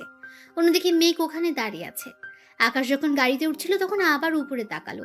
আকাশকে নিচে দেখে ঘুর কাটে আর বলতে থাকে, এ কি, উনি তো চলে যাচ্ছেন, আমাকে একবারের জন্য ডাকলেন না কেন? এরপর আকাশ গাড়িতে উঠে পড়লো আর গাড়িটা আপন মনে এয়ারপোর্টের উদ্দেশ্যে চলতে থাকে। এদিকে মেঘের মন ঘরে ঠিকছে না। বারবার মাথায় তানহার কথাগুলো বাজছে। তানহার কথার মাঝে কেমন যেন রহস্যের ছাপ ছিল। মেঘ সেটা বুঝতে পারছে ঠিকই, কিন্তু কি লুকাচ্ছে তানহা সেটাই বুঝতে পারছে না মেঘ। আকাশ আমেরিকা পৌঁছে তার মাকে জানিয়ে দিল। মেঘ আকাশের এমন আচরণে একটু কষ্টও পেল। পরক্ষণে মেঘ তো আকাশের চুক্তির বউ, সেটাই মনে পড়ে গেল। তাহলে কেনই বা তার কাছে কল করবে? সে তো কিছুই না আকাশের। এসব ভাবতে ভাবতে মেঘের মনটা খারাপ হয়ে গেল। মেঘ আকাশকে নিয়ে ভাবতে গেলেই মনে পড়ে যায় আর তো মাত্র কয়েক মাস, তারপরে তো সব শেষ। কি দরকার এসব? কেনই বা মায়ার বাঁধনে জড়াবে? কিছুদিন পর তো আলাদা হয়ে যাবেই, তাহলে আর এত ভাববে কেন? এদিকে আকাশ চলে যাওয়ার সপ্তাহখানেক পর মেঘ আর তার শাশুড়ি বসে বেশ ভালোই আড্ডা দিচ্ছে। হঠাৎ করে কলিং বেলের আওয়াজ পেল। আওয়াজ পেয়ে মেঘ দরজার দিকে এগিয়ে গেল আর ভাবতে থাকে, এই সময় কে আসতে পারে? কারো তো আসার কথা না, তাহলে কে এলো এই সন্ধ্যাবেলায়? মেঘ দরজাটা খুলে সামনের দিকে তাকিয়ে তানহাকে দেখে একটু মুচকি হাসি দিল। তারপর ওকে ভেতরে নিয়ে বসালো আর বলতে লাগলো, আজ হঠাৎ কি মনে করে? কেন, আমি কি আসতে পারি না? এই কথা এত পেঁচাচ্ছিস কেন? দেখেন না আন্টি, আপনার বৌমা কত শয়তান। বিয়ের পর তো নিজের বেস্ট ফ্রেন্ডকে ভুলেই গেছে। একবার খোঁজখবর নিয়েও দেখেনি বেঁচে আছে নাকি মরে গেছি। আর এখন আমি দেখতে আসছি, তাও বললো আজ হঠাৎ কি মনে করে। হ্যাঁ তাই তো। বৌমা, তুমি ওর খোঁজ খবর নাওনি, এটা কি সত্যি? ওর স্যাটাস করবেন না তো মা। গত সপ্তাহে আমরা দেখা করলাম আর শাকচুনিটা সেটা চেপে যাচ্ছে। বেশি বকবক করিস না, আমার জন্য চা নিয়ে আয়। চা খেতে খেতে এই সন্ধ্যাবেলায় একটা আড্ডা হয়ে যাবে। হ্যাঁ বৌমা, তুমি গিয়ে চা নিয়ে আসো, আমি ওর সাথে বসে গল্প করি। মেঘ চলে যাওয়ার পর মেঘের শাশুড়ি আর তানহা বসে বসে গল্প করতে লাগলো। আপনার শরীর এখন কেমন আছে আন্টি? এই তো আছি রে মা, তোর কি খবর? ভালো আছে আন্টি। স্যার কেমন আছে? কাজ নিয়ে অনেক ব্যস্ত, কল করার সময় পায় না, মাঝে মাঝে কল করে খবর নেয়। আন্টি মেঘ কি এখনো কিছু জানতে পারেনি? মেঘ এখনো ওর সাথে স্বাভাবিক হতে পারেনি। তানহা, ওরা দুজন যে আলাদা থাকে সেটা আমি জানি। আমি মেঘকে বলেছি আকাশের কাছ থেকে সব জেনে নিতে, কিন্তু মেয়েটা কেন জানি এক পা সামনে গিয়ে 2 পা পিছিয়ে পড়ে। আপনি নিজেই তো বলে দিতে পারতেন। আমি চাই মেঘ নিজে থেকে বুঝে নিক আকাশ ওর স্বামী। আকাশের ব্যাপারে কথা বলার অধিকার ওর আছে, কিন্তু কেন জানি মেয়েটা স্বাভাবিক হতে পারছে না, সেটাই মাথায় ঢুকছে না। সেদিন আমি ওকে অনেক বুঝিয়েছি, কিন্তু কোনো কাজ হয়নি। ইচ্ছে করলে মেঘ স্যারকে আমেরিকা যাওয়া থেকে আটকাতে পারত। আমাকে রেখে কি কথা হচ্ছে শুনি? আর কথা হলো কই? চাইলাম একটু আন্টির সাথে সুখ দুঃখের কথা ভাগাভাগি করতাম, তার মাঝে তুই এসে জল ঢেলে দিলি। গরম চা ঢেলে দেবো বলে দিলাম, কিন্তু তুই মায়ের সাথে কথা বলবি, আমি জল ঢালবো কেন? আমি তোকে মানা করছি তুই মায়ের সাথে আড্ডা দিস না। 1 নাম্বার শয়তান মেয়ে। থামবি তোরা? কোথায় বান্ধবীকে নিয়ে গল্প করবি, তা নয় ঝগড়া করে যাচ্ছিস। মেঘ একটু হেসে তানহার পাশে বসে তিনজন মিলে আড্ডা দিয়ে অনেকটা সময় কাটালো। তারপর রাতের খাবার খেয়ে তানহা চলে গেল। মেঘ অনেক জোর করলো তানহাকে রাখার জন্য, কিন্তু তানহা কাজের অজুহাত দেখিয়ে চলে গেল। দেখতে দেখতে দীর্ঘ 2 মাস কেটে গেছে। 2 মাস পর আজ আকাশ দেশে ফিরছে। মনের ভেতর অজানার প্রশ্ন, মেঘ আকাশকে দেখে কিভাবে রিয়াক্ট করবে। আকাশ আমেরিকা 3 মাসের জন্য গেলেও মেঘকে এতটা মিস করছিল যে 3 মাসের কাজ 15 দিন আগে কমপ্লিট করে দেশে ফিরছে। মেঘকে চমকে দেবে বলে বাসার কাউকে জানায়নি। এদিকে আকাশ ভাবছে মেঘকে সারপ্রাইজ দেবে, অন্যদিকে আকাশ নিজেও জানে না তার জন্য অনেক বড় সারপ্রাইজ অপেক্ষা করছে। আকাশ বাসায় আসার জন্য এয়ারপোর্ট থেকে সোজা বাসায় আসার জন্য গাড়ি রিজার্ভ করলো। আকাশ ইচ্ছে করলে বাসা থেকে ড্রাইভারকে দিয়ে গাড়িটা আনিয়ে নিতে পারতো, কিন্তু এতে সারপ্রাইজ দেওয়া হবে না। আকাশ বাসায় এসে কলিং বেল চাপ দেয়। মেঘ তখন রান্নাঘরে রান্না করছিল। মেঘ বিড়বিড় করে দরজাটা খুলে অবাক হয়ে গেল। আকাশ আসবে তাও এইভাবে ভাবনারও বাইরে ছিল। অনেকক্ষণ ধরে মেঘ আকাশের দিকে অবাক দৃষ্টিতে তাকিয়ে আছে। আকাশের ডাকে ঘোর কাটে মেঘের। কি ব্যাপার, ভিতরে যেতে দিবে নাকি এখানে দাঁড় করিয়ে রাখবে? এমনিতেই জার্নি করে ক্লান্ত হয়ে গেছি। মেঘের চোখের সামনে আঙ্গুল দিয়ে তুড়ি বাজালো আকাশ। এরপর মেঘ বলল, আপনি আজ? কেন খুশি হওনি? তোমাকে দেখতে খুব ইচ্ছে করেছিল, তাই চলে এলাম। কি বললেন? বললাম যে কাল রাতে ডিলটা ফাইনাল হয়ে গেছে, তাই চলে আসলাম। ওখানে যে কাজের জন্য যাওয়া সেটা শেষ করে বসে থেকে কি করব বলো? মেঘ অবাক হয়ে আকাশের ব্যবহার দেখছে। এর আগে আকাশ মেঘের সাথে যতবার কথা বলেছে সবসময় রাগী রাগী ভাবে থাকতো। আজ কি এমন হলো যে এত ভালো বিহেভ করছে? মেঘ এসব ভাবছে। আকাশ তখন বলে উঠলো, কি হলো, ভাবনাতে থাকবে নাকি দরজা থেকে সরে দাঁড়াবে? ও হ্যাঁ, আসুন। এরপর আকাশ ঘরের ভেতর ঢুকতে ঢুকতে বলল, মামুনি কোথায়? ওনার রুমে। আচ্ছা। আকাশ তার মায়ের রুমের সামনে গিয়ে দরজা টোকা দেয় আর বলতে থাকে, মামুনি দরজা খোলো, আমি আকাশ। একটু পর দরজা খোলার আওয়াজ। আকাশ ভেতরে যাবে তখনই চোখ যায় তার মায়ের দিকে। তারপর চোখ থেকে অবিরাম জল গড়িয়ে পড়ছে আকাশের। নিজের চোখে বিশ্বাসই করতে পারছে না যে এটা তার মা। এক ছোটে মাকে জড়িয়ে ধরে কান্নায় ভেঙে পড়লো। আকাশের এমন কান্না দেখে তার মা বলে উঠলো, পাগল ছেলে, কান্না করছিস কেন? মামুনি এটা কিভাবে সম্ভব হলো? আকাশ কান্না করতে করতে তার মায়ের পায়ের দিকে ইশারা করলো। আকাশের কান্নার কারণ হচ্ছে সে তার মাকে প্রায় 3 বছর পর দাঁড়িয়ে থাকতে দেখছে। মাকে এই অবস্থায় দেখে আকাশ যে কতটা খুশি হয়েছে তা বলে বোঝানো যাবে না। এরপর আকাশ তার মাকে বলে উঠলো, মামুনি তুমি ভালো হয়ে গেছো। ইয়াহু, আমার মামুনি আবার হাঁটাচলা করে। আকাশ তার মাকে ধরে চারদিকে ঘুরছে আর চিৎকার করে কথাটা বলছে। এরপর মা বলে উঠলো, আকাশ, পড়ে যাব, থাম এবার। মামুনি তোমার পা ঠিক হলো কবে? এটার জন্য ক্রেডিট মেঘের। মেঘ কিভাবে তোমার পা? পুরোটা বলতে না দিয়ে, সেটা পরে বলছি, আগে রুমে গিয়ে ফ্রেশ হয়ে খাবার টেবিলে আয়। ওকে, আমি এক্ষুনি আসছি। আকাশ রুমে গিয়ে ফ্রেশ হয়ে ওয়াশরুম থেকে বেরিয়ে এলো। এর মাঝে মেঘ আকাশের জন্য শরবতের গ্লাস নিয়ে আসলো। এসে শরবতের গ্লাস রাখলো। যেই চলে যাবে ঠিক তখনই আকাশ মেঘকে উদ্দেশ্য করে বলে উঠলো, থ্যাংক ইউ মেঘ। কিসের জন্য? মামুনিকে সুস্থ করে তোলার জন্য। ও মাকে সুস্থ করার জন্য থ্যাঙ্কস দিয়ে ছোট করতে চাইছেন? আসলে ঠিক সেটা নয় মেঘ। আমার বোঝা হয়ে গেছে। মেয়ে মাকে সুস্থ করার জন্য মায়ের সেবা করেছে, আর আপনি সেটাকে অন্যভাবে নিলেন। মেঘ, এটা আমি কখন বললাম? আমি শুধু বলতে চেয়েছি হাজার চেষ্টা করেও আমি মামুনিকে সুস্থ করতে পারিনি, আর তুমি মামুনিকে 3 মাসের মধ্যে সুস্থ করে তুললে। আর বোঝাতে হবে না। শরবত খেয়ে নিচে আসুন, খাবার ঠান্ডা হয়ে যাচ্ছে। ট্রাস্ট মি মেঘ, আমি ওভাবে বলিনি। মেঘ আর কিছু না বলে নিচে চলে গেল। কিছুক্ষণ পর আকাশ খাবার খেতে নিচে যায়। খাবার টেবিলে বসলো, তার মা নিচ থেকে বলতে থাকে, তুই চলে যাওয়ার পরে বৌমা আমার জন্য অনেক কষ্ট করেছে। দিনের পর দিন আমার সেবা করেছে। প্রতিদিন 2 বার করে পায়ে মালিশ করত, টাইম মতো ওষুধ খাইয়ে দিত, মাঝে মাঝে ঘুম পাড়িয়ে দিত। প্রতিদিন ভোর 5টায় আর সন্ধ্যার আগে 2 বার করে পার্কে নিয়ে যেত, হাতে হাত রেখে হাঁটতে শেখাতো। একটা সময় পায়ের টানগুলো হালকা কমতে থাকে, ডাক্তার ট্রিটমেন্টও এর সাথে ছিল। এইভাবে ধীরে ধীরে পায়ের ফুলাগুলো কমতে থাকে। একদিন তো হুইল চেয়ার থেকে পড়ে গেছিলাম। মেঘ যখনই আমাকে তুলতে যাবে তার আগেই আমি নিজে নিজে ওঠার চেষ্টা করি। এরপর থেকে একটু একটু করে হাঁটতাম, আর এখন সম্পূর্ণ সুস্থ। সবই আমার এই মায়ের জন্য। মেঘকে উদ্দেশ্য করে কথাটা বলল। মেঘ এতক্ষণ পাশে দাঁড়িয়েছিল। আকাশ মেঘের দিকে একবার তাকায়, আবার মায়ের দিকে তাকায়। আকাশের তাকানো দেখে মেঘ মাথা নিচু করে ফেলল।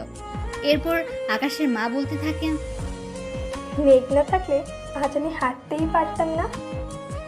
মা কি সব ফালতু কথা বলছেন? আপনার হাঁটার পেছনে আপনার মনের জোরটাই ছিল সবচেয়ে বড় শক্তি। আমি তো শুধু আপনার লাঠি হিসেবে কাজ করেছি। আপনার মনে আবারও স্বাভাবিক হওয়া ইচ্ছে শক্তি ছিল, তাই আপনি শতবার পড়ে যাওয়ার পরেও হার মানেননি, আর তার ফল হিসাবে আজ আপনি হাঁটা চলা করতে পারছেন। তোর সাথে কথায় পারবো না, এখানে এসে বস। আজ আমি তোকে নিজে হাতে খাইয়ে দিব। আপনি খেয়ে নিন, আমি পরে খাবো। মায়ের কথা অমান্য করে আয় এখানে। সরি মা, আর এমনটা হবে না। এরপর মেঘ মায়ের চেয়ারের পাশে বসলো। মিলিয়ে এসে কি লাগবে না লাগবে দেখে গেল। আকাশের মা ভাত মেখে মেঘের মুখের সামনে তুলে ধরলেন। মেঘ এমনভাবে তাকিয়ে আছে যেন বিশ্বাসই করতে পারছে না। আজ অনেকদিন পর মেঘ তার মায়ের হাতে খাবার খাচ্ছে। সেই খুশিতে মেঘের চোখের কোণে অশ্রু ধরা দিল। মেঘের চোখে পানি দেখে মামুনি জিজ্ঞেস করলো, খিদে মা, কান্না করছিস কেন? মায়ের কথা শুনে আকাশ চোখ তুলে তাকিয়ে দেখলো মেঘ সত্যি কান্না করছে। আকাশ বুঝতে পারলো না মেঘ হঠাৎ করে কেন কান্না করছে। আকাশ বুঝতে পারলো না মেঘের কান্নার রহস্য কি। মেঘ কান্না করেই যাচ্ছে, থামার কোনো নিশানা নেই। মেঘের এমন কান্না দেখে মামুনি বলল, পাগল মেয়ে, এভাবে কেউ কান্না করে? মা, অনেকদিন পর শাশুড়ি মায়ের হাতে খাবার খাচ্ছে, যেন মনে হচ্ছে খুব আদর করে মেঘের মা মেঘকে খাইয়ে দিচ্ছেন। মেঘের কান্না থামছেই না। মামুনি এবার মেঘের চোখের পানি মুছে দিয়ে বলল, ভাতের প্লেটে চোখের জল ফেলতে নেই মা, নে হা কর, আর কান্না করিস না। এরপর সবাই খাওয়া দাওয়া শেষ করলো। আকাশও তার মা বসে গল্প করছে। হুট করে আকাশের মা বলে উঠল, আকাশ, কালকের তারিখটা তোর মনে আছে? কালকের তারিখ? আকাশ একটু ভাবনায় পড়ে গেল। কালকে কি সেটা নিয়ে। কিছুক্ষণ পরে যখন মনে পড়লো কালকে কি, তখনই আকাশ তার মায়ের দিকে এক পলক তাকালো। মুহূর্তে ভয়ানক দিনটার কথা মনে পড়ে গেল। সাথে সাথে সে তার মায়ের পাশ থেকে উঠে সোজা ছাদে চলে গেল। আর এক মুহূর্ত মায়ের পাশে থাকলে নিজেকে সামলানো অনেক বেশি কষ্ট হয়ে যাবে, আর আকাশের মাও পারবে না নিজেকে সামলাতে। আকাশ চলে যাওয়ার সাথে সাথে মেঘ তার শাশুড়ির কাছে গিয়ে বসে আর জিজ্ঞেস করে, মা কালকে কি আছে, আর উনি এভাবে চলে গেলেন কেন? মেঘের শাশুড়ি কান্না করছে আর কোনো কথা বলছে না। মেঘের শাশুড়ির কান্না দেখে মেঘ বলল, মা কি হয়েছে, কান্না করছেন কেন? জানতে চাস কালকের দিনে কি হয়েছে? কি হয়েছে? কালকে আকাশের বাবার মৃত্যুবার্ষিকী। কত বছর হয়েছে? কাল 3 বছর পূর্ণ হয়েছে। ও, মা বাবা মারা গেছেন কিভাবে? ওনার কি কোনো রোগ ছিল? না রে মা, একটা অ্যাক্সিডেন্টে সব শেষ করে দিল। এই অ্যাক্সিডেন্টের পর থেকে আমি হাঁটাচলা করতে পারতাম না, আর আকাশ ওই দিনের পর থেকে নিজেকে প্রতিটা মুহূর্ত অপরাধী ভাবছে। অ্যাক্সিডেন্টে উনি নিজেকে অপরাধী কেন ভাববে? এটা হয়তো আল্লাহর ইচ্ছা। কেন উনি নিজেকে কষ্ট দিচ্ছেন? কালকের দিন থেকে উনি হাসবে। ওনাকে যে আগের মতো হতেই হবে। তুই পারবি তো মা? আমাকে পারতেই হবে। না, আমি একটু বাইরে যাব, আমার একটু কাজ আছে। চিন্তা করবেন না, সন্ধ্যা হওয়ার আগেই আমি চলে আসব। ঠিক আছে মা, তবে যেখানে যাবি সাবধানে, কেমন? এরপর মেঘ নিজের পার্সে কিছু টাকা নিয়ে বের হয়ে গেল। বিকেল গড়িয়ে সন্ধ্যার কিছু সময় আগে মেঘ বাসায় ফিরে আসে। রুমে গিয়ে দেখে আকাশ রুমে নেই। তাই মিলিকে জিজ্ঞেস করলো, মিলি, তোর ভাইজানকে দেখেছিস? ভাইজান তো সেই দুপুরের পর থেকে ছাদে, এখনো নিচে আসেনি। ও আচ্ছা, ঠিক আছে। মেঘ দ্রুত ছাদে চলে গেল। ছাদে গিয়ে দেখলো আকাশ দাঁড়িয়ে আছে। আকাশের দিকে তাকিয়ে মেঘ অনেকক্ষণ ধরে আকাশের পাশে দাঁড়িয়েছিল, কিন্তু আকাশের এক মুহূর্তের জন্য অনুভব হয়নি তার পাশে কেউ দাঁড়িয়ে আছে। এরপর মেঘ নিচ থেকে আকাশের ঘাড়ে হাত দিয়ে বলতে শুরু করলো, এখানে দাঁড়িয়ে থাকবেন। আকাশ পেছন ফিরে মেঘকে দেখে জড়িয়ে ধরে কান্না শুরু করে। পাগলের মতো কান্না করছে আর বলছে, বিশেষ করে মেঘ, আমি বাপিকে মারিনি। কিভাবে যেন অ্যাক্সিডেন্টটা হয়ে গেল আমার জন্য। আমার মামনি 3 বছর নিজের পায়ে হাঁটতে পারিনি। আমার জন্য মামনির গায়ে সাদা শাড়ি জড়াতে হলো। আমি অনেক চেষ্টা করেছি বাপিকে বাঁচানোর, কিন্তু বাঁচাতে পারিনি। প্লিজ একটু শান্ত হন। জানো, বাপি মারা যাওয়ার কিছুদিন পর জানতে পারলাম কেউ একজন আমাকে মেরে ফেলার জন্য গাড়ির ব্রেক ফেল করিয়ে রাখে, আর বাপি সেটা জেনে যায়। আমাকে বাঁচাতে গিয়ে সেদিন বাপি নিজেকে শেষ করে দিল। বাপির মৃত্যুর জন্য আমি দায়ী মেঘ, আমি দায়ী। প্লিজ আপনি একটু শান্ত হন। আপনি নিজেকে কেন দোষী ভাবছেন? দেখুন, কেউ যদি আপনার ক্ষতি করত, আপনাকে মেরে ফেলতে চায়, আর সেটা আপনার বাবা জেনেও কিভাবে হাত গুটিয়ে বসে থাকবেন? আপনার বাবার সবকিছু তো আপনার জন্য। সে আপনাকে যদি উনি সুখ দিতে না পারেন, তাহলে উনি নিজেকে খুব অপরাধী মনে করবেন। আর শুনুন, আজ থেকে নিজেকে করবেন না, কোনো দোষ দিবেন না, কারণ আপনি নিজে খুব ভালো করে জানেন আপনি দোষী নন। শুধু শুধু নিজেকে কেন কষ্ট দিচ্ছেন? আর আপনি এটা জানার চেষ্টা করেন কে আপনাকে সেদিন মারতে চেয়েছিল। কিভাবে জানবো আমি? আমার মন বলছে মা কিছু একটা আড়াল করছে। উনি পারবেন আপনাকে আসল অপরাধীর কথা বলতে, যদি উনি জেনে থাকেন তাহলে। হতে পারে। এই জন্যই মামনি বারবার অফিসের বিষয় নিয়ে চিন্তায় থাকেন। আমি কত বুঝাই, আমি সবকিছু ঠিকঠাক মতো দেখাশোনা করছি, তবু কি যেন চিন্তা করে। তাহলে কালকে থেকে আমরা খুঁজবো কে এর পেছনে আছে। তুমি আমার সাথে থাকবে? হ্যাঁ, কেন থাকবো না? এখানে আমাদের চুক্তির 1 বছর পূর্ণ হয়নি যে মাঝপথে আপনাকে ছেড়ে চলে যাব। যতদিন চুক্তির মেয়াদ আছে ততদিন আমি আপনার সাথেই থাকবো। ও, চুক্তি শেষ হলে চলে যাবে? যেতে তো আমাকে হবেই, কারণ এই চুক্তিটা যে শুধুমাত্র 1 বছরের জন্যই ছিল।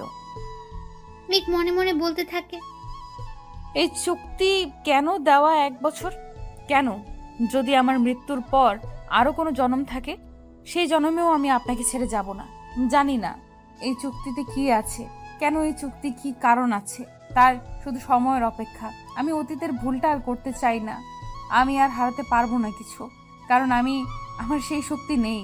তবে ভালোই হয়েছে, অতীতের যদি ভুলটা না করতাম তাহলে চোখ খুলতো না, জানতেও পারতাম না আর বুঝতেও পারতাম না আসল ভালোবাসাটা কি।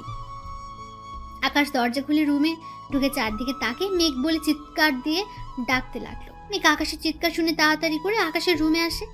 আকাশ মেঘকে উদ্দেশ্য করে বলে, এসব কি মেঘ? আকাশ রুমের ভেতরটা দেখিয়ে এই কথাটা বলল। মেঘ পুরো রুমটা সুন্দর করে সাজিয়ে রেখেছে। চারদিকে মোমবাতি, নিভু নিভু আলো, পুরো রুমটা সৌন্দর্য যেন 10 গুণ বাড়িয়ে দিয়েছে। শুধু মোমবাতি নয়, সামনে ছোট টেবিলে ছোট একটা কেক, আর তাতে লেখা ছিল হ্যাপি বার্থডে মাই ডিয়ার আকাশ। এগুলো দেখে আকাশের মাথার রক্ত চেপে গেল। মেঘ কিছুটা ভয়ে ভয়ে রুমের ভেতরে প্রবেশ করে বলে ওঠে, আসলে একটু পর তো আপনার জন্মদিন, তাই।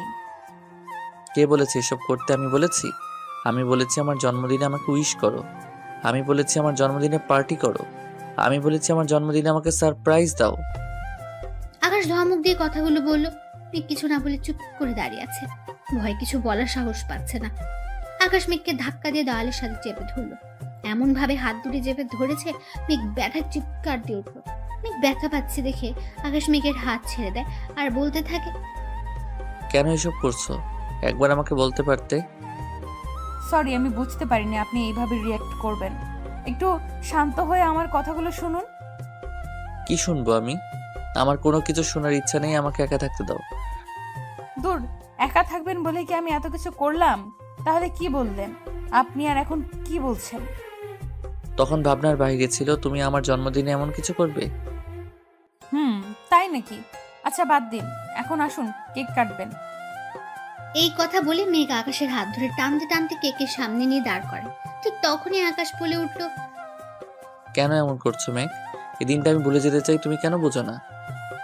মেঘ আলতো করে আকাশের গালে এক হাত রাখলো, অন্য হাতে আকাশের এক হাত ধরে আছে আর বলতে শুরু করলো, আপনি তো কোনো রকম অন্যায় করেননি, তাহলে আপনি কেন কষ্ট পাবেন? আর আপনি যখন জেনে গেছেন বাবার মৃত্যুর পেছনে কেউ জড়িত, তখন থেকে খুঁজে বের করা আমার দায়িত্ব, আর আজ থেকে আপনার মুখে হাসি ফোটানো আমার দায়িত্ব। 1 মাসের জন্য? হোক না 1 মাস, তাতে কি? এই 1 মাসকেই আমি কাজে লাগাবো। কি করবে এই 1 মাসে, যে আমি 3 বছরেও পারিনি? সেটা আমি দেখবো, আসেন তো, আগে কেক কাটবেন। আমি মাকে কথা দিয়েছি, আমার কথা আমাকে রাখতে দিন প্লিজ। মেঘের কথায় আকাশ আর কিছু না বলে ছুরি হাতে নিয়ে কেক কাটলো, আর মেঘ হাততালি দিয়ে আকাশকে বিশ করতে থাকে। অন্যদিকে আকাশের মা দরজার পাশ থেকে এসব দেখে মুখে একটা তৃপ্তি হাসি রুমে চলে যায়। তারপর মেঘ আর আকাশ অনেকক্ষণ গল্প করলো। সেদিনের পর থেকে আকাশ অনেকটা বদলে গেছে, আগের মতো হাসে, আনন্দ নিয়ে মেতে থাকে। কিন্তু একটা চিন্তা, আর মাত্র কয়েকটা দিন এরপরই মেঘ চলে যাবে। তাহলে আকাশকে ব্যর্থ হলো মেঘকে তার ভালোবাসা বোঝাতে? হয়তো আকাশ ব্যর্থ হলো, নয়তো না। তাহলে কি পারবে না আকাশ মেঘকে আটকাতে, তার জীবন সঙ্গী হিসেবে বাকি পথ সাথী করে চলতে? অন্যদিকে মেঘ একটু একটু করে জানার চেষ্টা করছে কে মারার প্ল্যান করতে পারে আকাশকে, কে ওর এত বড় ক্ষতি করতে চায়। ধীরে ধীরে মেঘ সব রহস্য জানতে পারলো।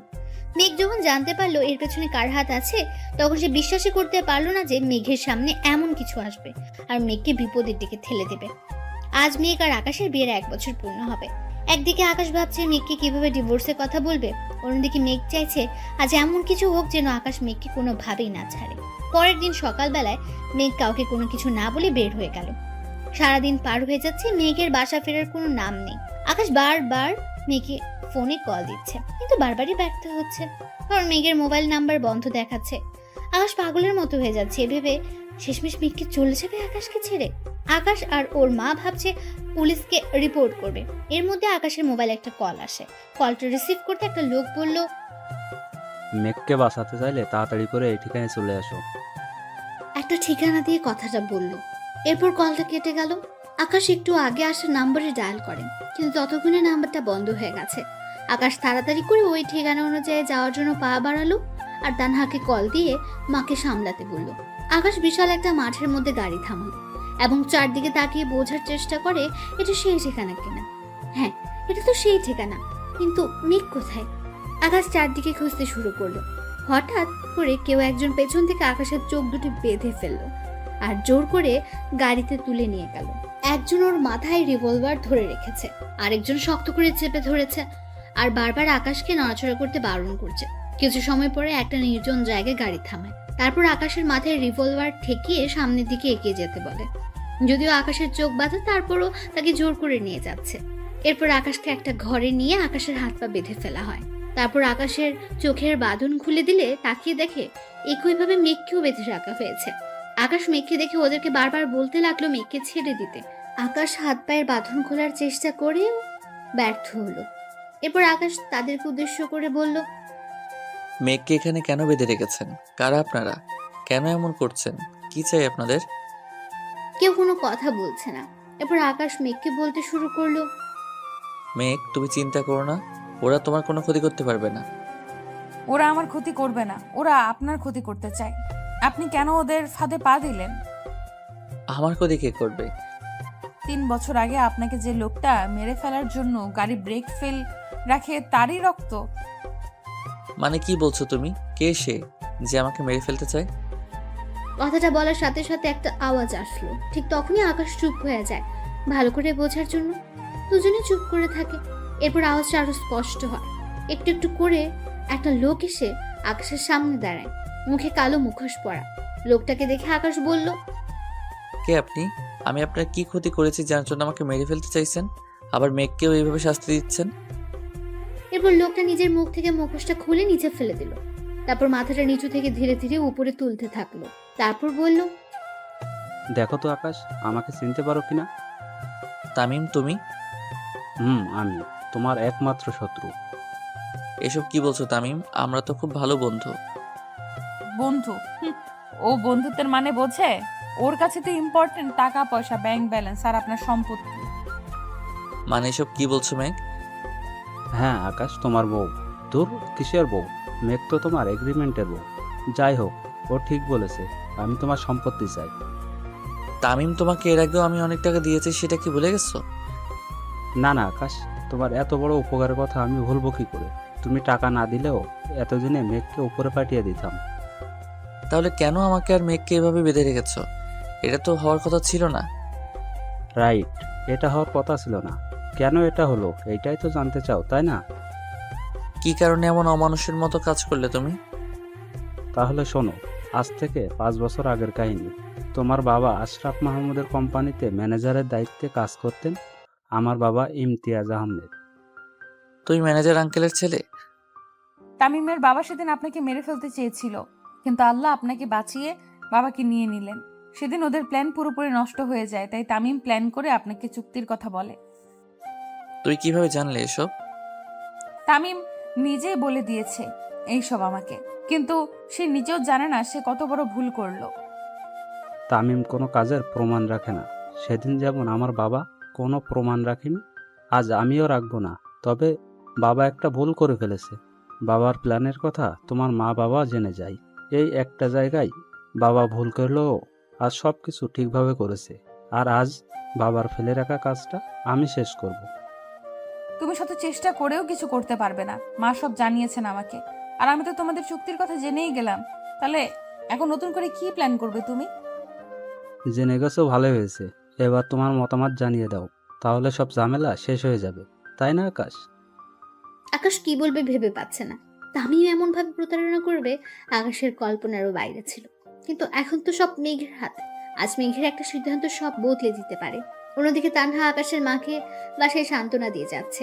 আকাশের মা কান্নায় ভেঙে পড়ছেন। তাহলে কি এবার আকাশের বাবার মতো আকাশকেও হারিয়ে ফেলবে? এমন হাজারো প্রশ্ন বিরাজমান করছে তাদের মনে। শেষ পর্যন্ত কি হবে? আকাশ তার বাবার মতো হারিয়ে যাবে না তো? আর মেঘ তামিমকে বিয়ে করে নেবে না তো? এদিকে তামিম আকাশ চিন্তায় ভেঙে পড়ে না জানে। মেঘকে সিদ্ধান্ত নেয়। সত্যি সত্যি মেঘ ছেড়ে যাবে না তো আকাশকে? এরপর আকাশ মেঘকে বলল, কাম অন মেঘ, স্পিক আপ। তামিম প্লিজ, ওনাকে ছেড়ে দাও। আরে আরে, এত দরদ জাগছে কেন? ওই বিয়েটা তো মিথ্যে। আকাশ মেঘের দিকে অবাক হয়ে তাকিয়ে আছে। সত্যি কি সম্পর্কটা মিথ্যে বলে প্রমাণিত হবে? আকাশের ভালোবাসার কি কোনো মূল্য ছিল না? মেঘ চুপ করে আছে কেন? কেন কিছু বলছে না? এসব কথা ভাবছে আকাশ। হুট করে তামিম বলে উঠল, মেঘ, তোমার মতামত আমি ভালো করে জানি। এই চুক্তির কথা অনুযায়ী এই 1 বছরে আকাশের প্রতি তোমার বিন্দুমাত্র অনুভূতি জাগেনি। তুমি এখনো তামিম, আমাকে ভালোবাসো।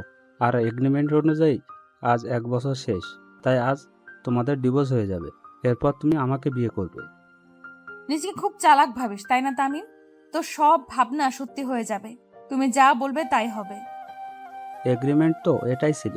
একটা চুক্তির মাধ্যমে আকাশ চৌধুরীর সাথে বিয়ের বন্ধনে আবদ্ধ হলো কাশফিয়া হাসান মেঘ। এই 1 বছরে যদি মেঘের মনে আকাশের জন্য অনুভূতি না জন্মায়, তাহলে মেঘ সারা জীবনের জন্য আকাশের কাছ থেকে আলাদা হয়ে যাবে।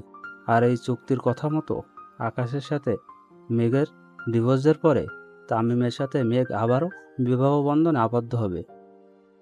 আকাশ চোখ দুটি বন্ধ করে নিচের দিকে তাকিয়ে আছে। এরপর তামিম বলে উঠল, মেঘ, আর চুপ করে থেকে দেরি করো না প্লিজ। এবার তুমি ওকে বলে দাও তুমি আমাকে ভালোবাসো। যদি তুমি বলো তুমি আমাকে ভালোবাসো, তাহলে কিন্তু আমি আকাশকে মুক্তি দিব। মেঘ, দেরি করো না, এখনো অনেক কাজ বাকি আছে। প্লিজ তাড়াতাড়ি করো। আমি তুমি বলো মেঘ, প্লিজ বলো। আমি এ কথা বলার সাথে সাথে খুব জোরে একটা শব্দ হয়। তামিম কোনো কিছু বোঝার আগে পুলিশ এসে তামিমের মাথায় রিভলভার ধরল। আকাশ সামনের দিকে তাকিয়ে অবাক হয়ে গেল। এই কাকে দেখছে সে? এটা কি করে সম্ভব? এদিকে পুলিশ তামিমকে বলল, you are under arrest mister Tamim Ahmed. Megh পুলিশের দিকে তাকিয়ে একটা মুচকে হাসি দিল, আর আকাশ অবাক হয়ে পুলিশের দিকে তাকালো আর ভাবতে থাকে পুলিশ এখানে আসলো কিভাবে। সে তো কাউকে কল করেনি, তাহলে এরা জানলো কি করে?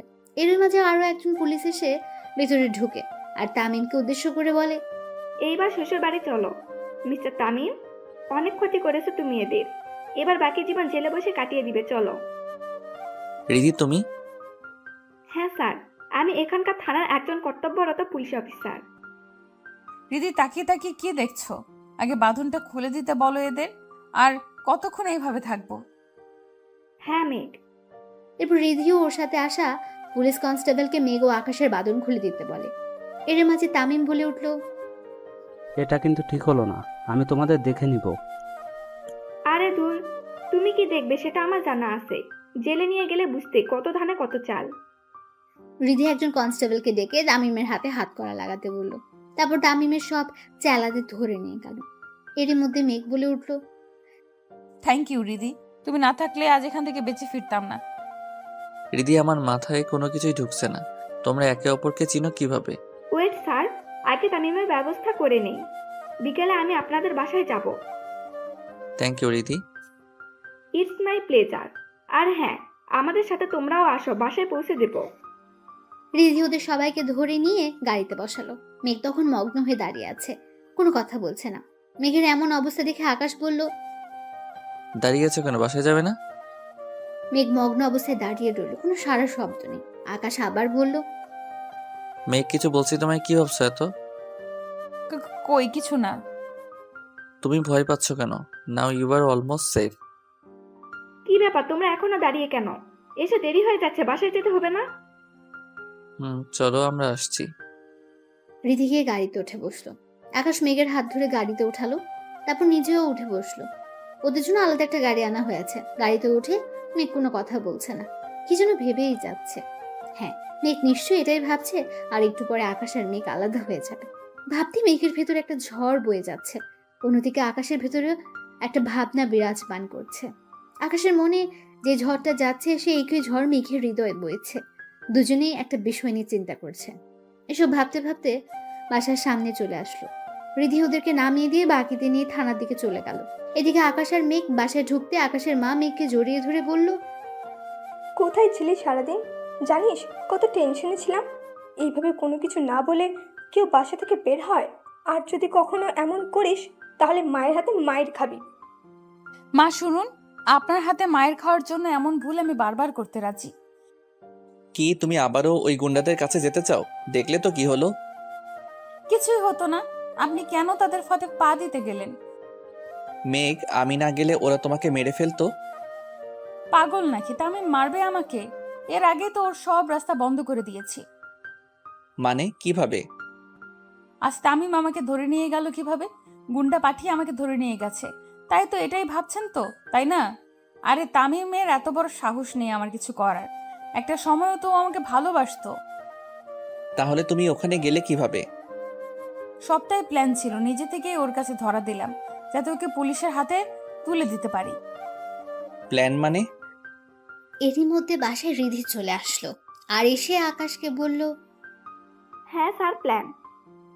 আমি তো কিছুই বুঝতে পারছি না। দাঁড়ান, বুঝিয়ে বলছি। রীতি তুমি বলো। বলছি।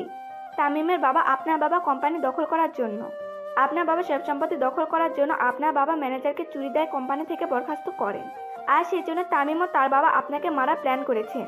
সেদিন মারতে পারেনি, কারণ সেদিন আপনার বাবা জেনে গিয়েছিল সেদিন আপনার গাড়ি ব্রেক ফেল করানো হয়েছে। তাই আপনার বাবা আপনাকে বাঁচাতে নিচে ড্রাইভ কন্ট্রোল করতে গিয়ে অ্যাক্সিডেন্ট করেন।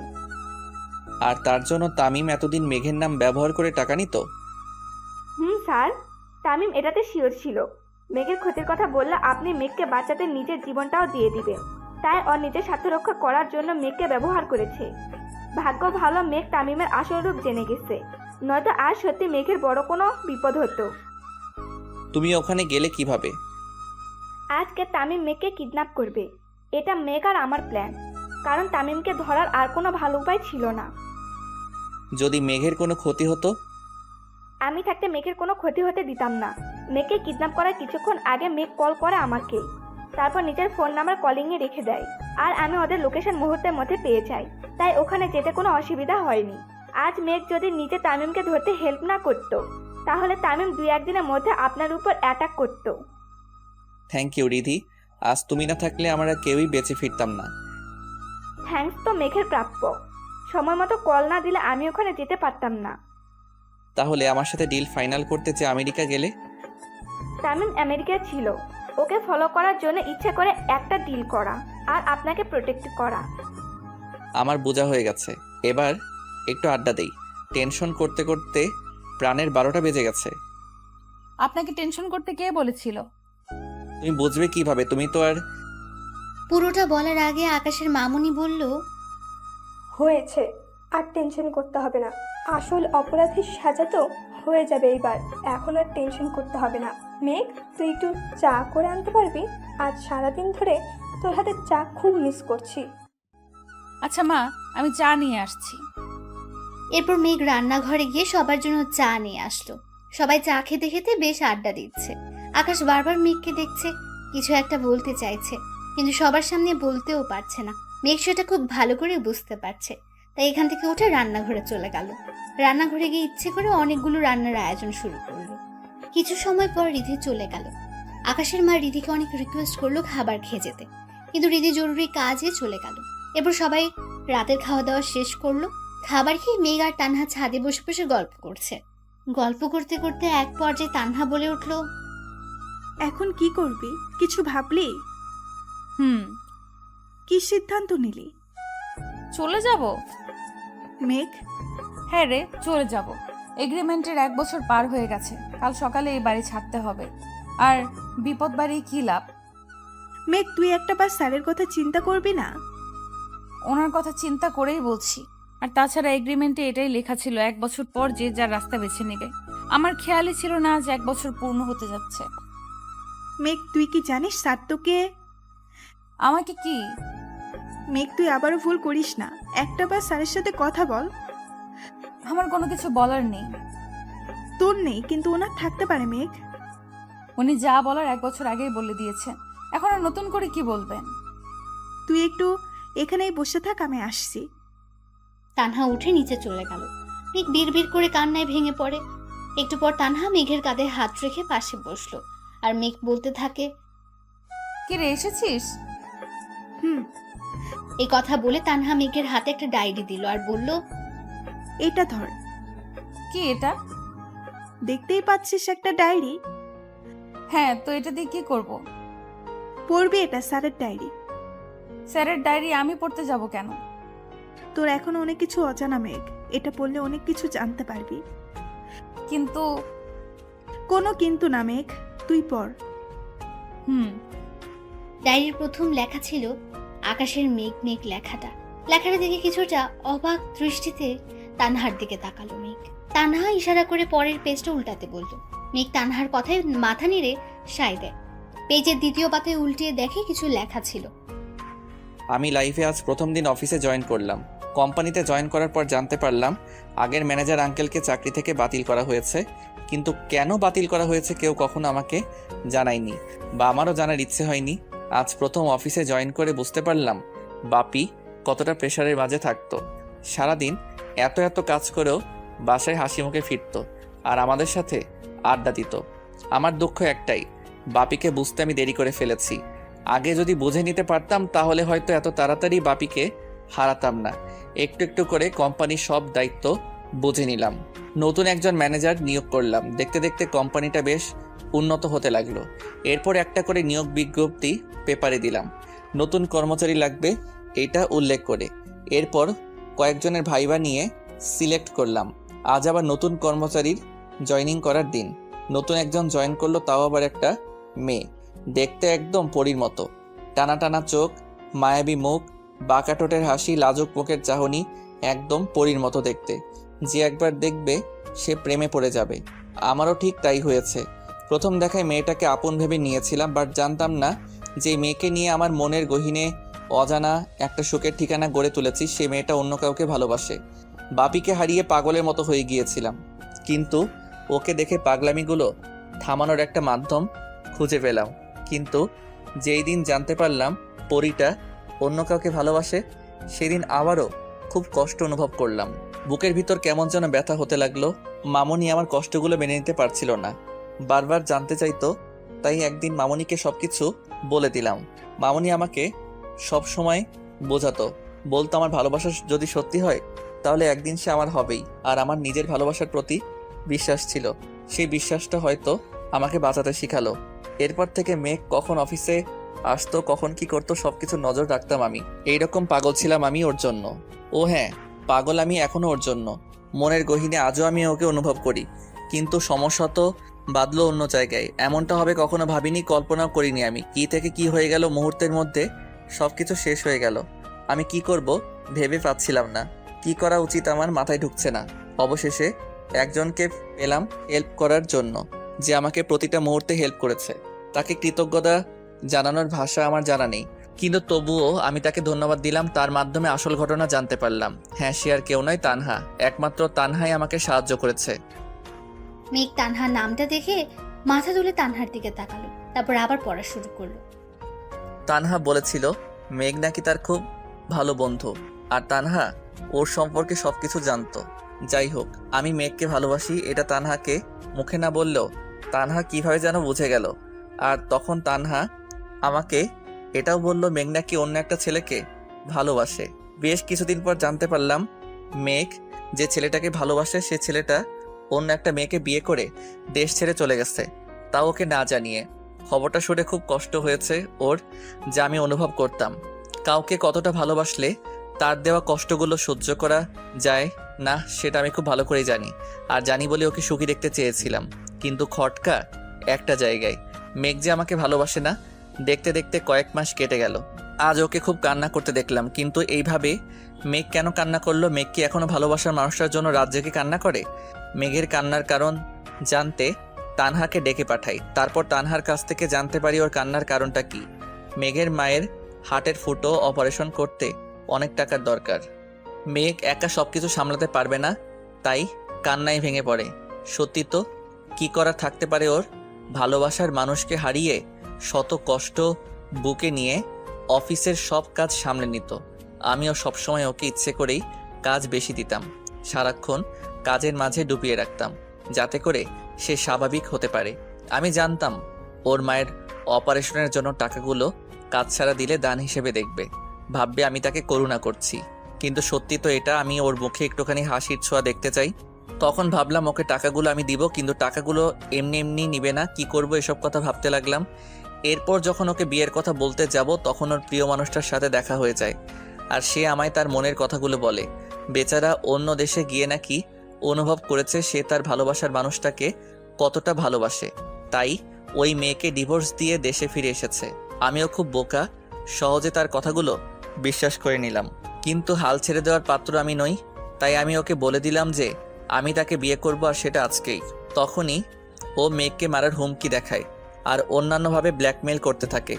একটা সময় আমরা দুজনেই একটা সিদ্ধান্ত নিলাম, আর সিদ্ধান্ত এটাই যে মেঘকে বিয়ে করে যদি ওর মনে 1 বছরের মধ্যে আমার জন্য ভালোবাসা সৃষ্টি করতে পারি তাহলে সে আমার, নয়তো তাকে তার অতীতের মানুষের কাছে ফিরে দিতে হবে।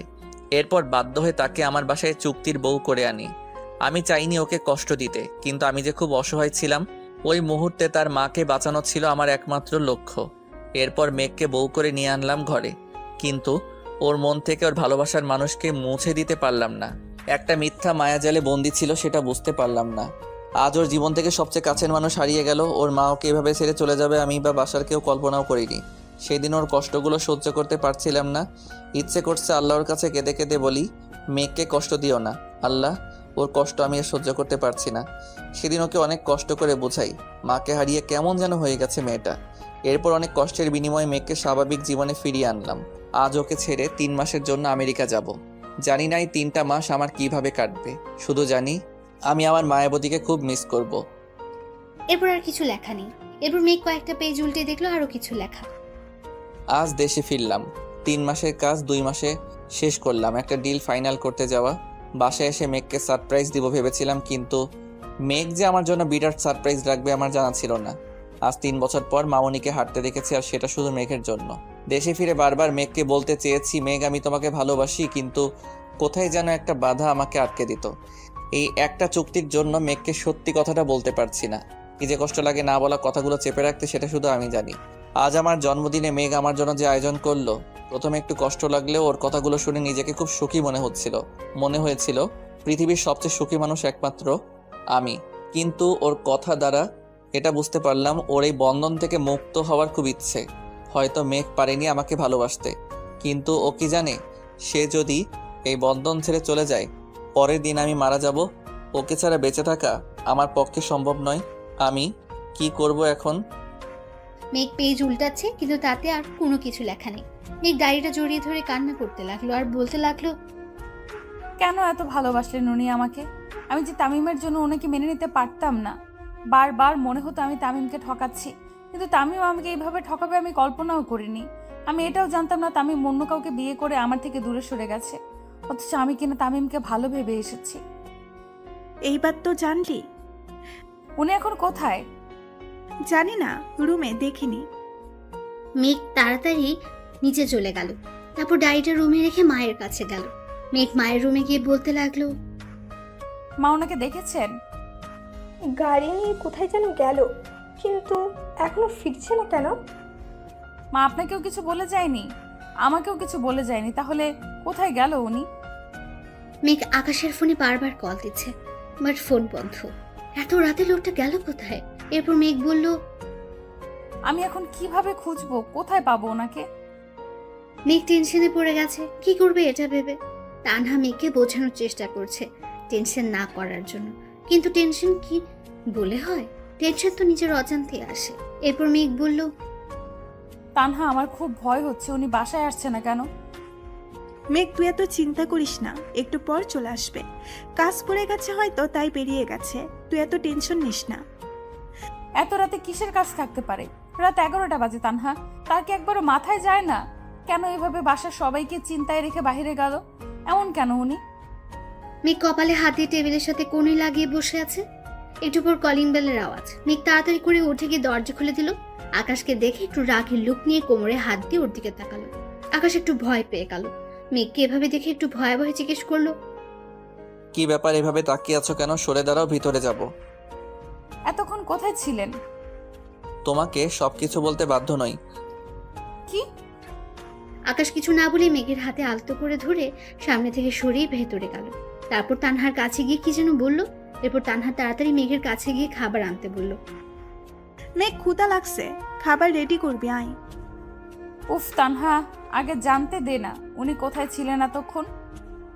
ধুর, সেটা পরে জানলেও হবে। আমার ক্ষুধা লাগছে, আগে খাবার দিবি, আয় দোস্ত।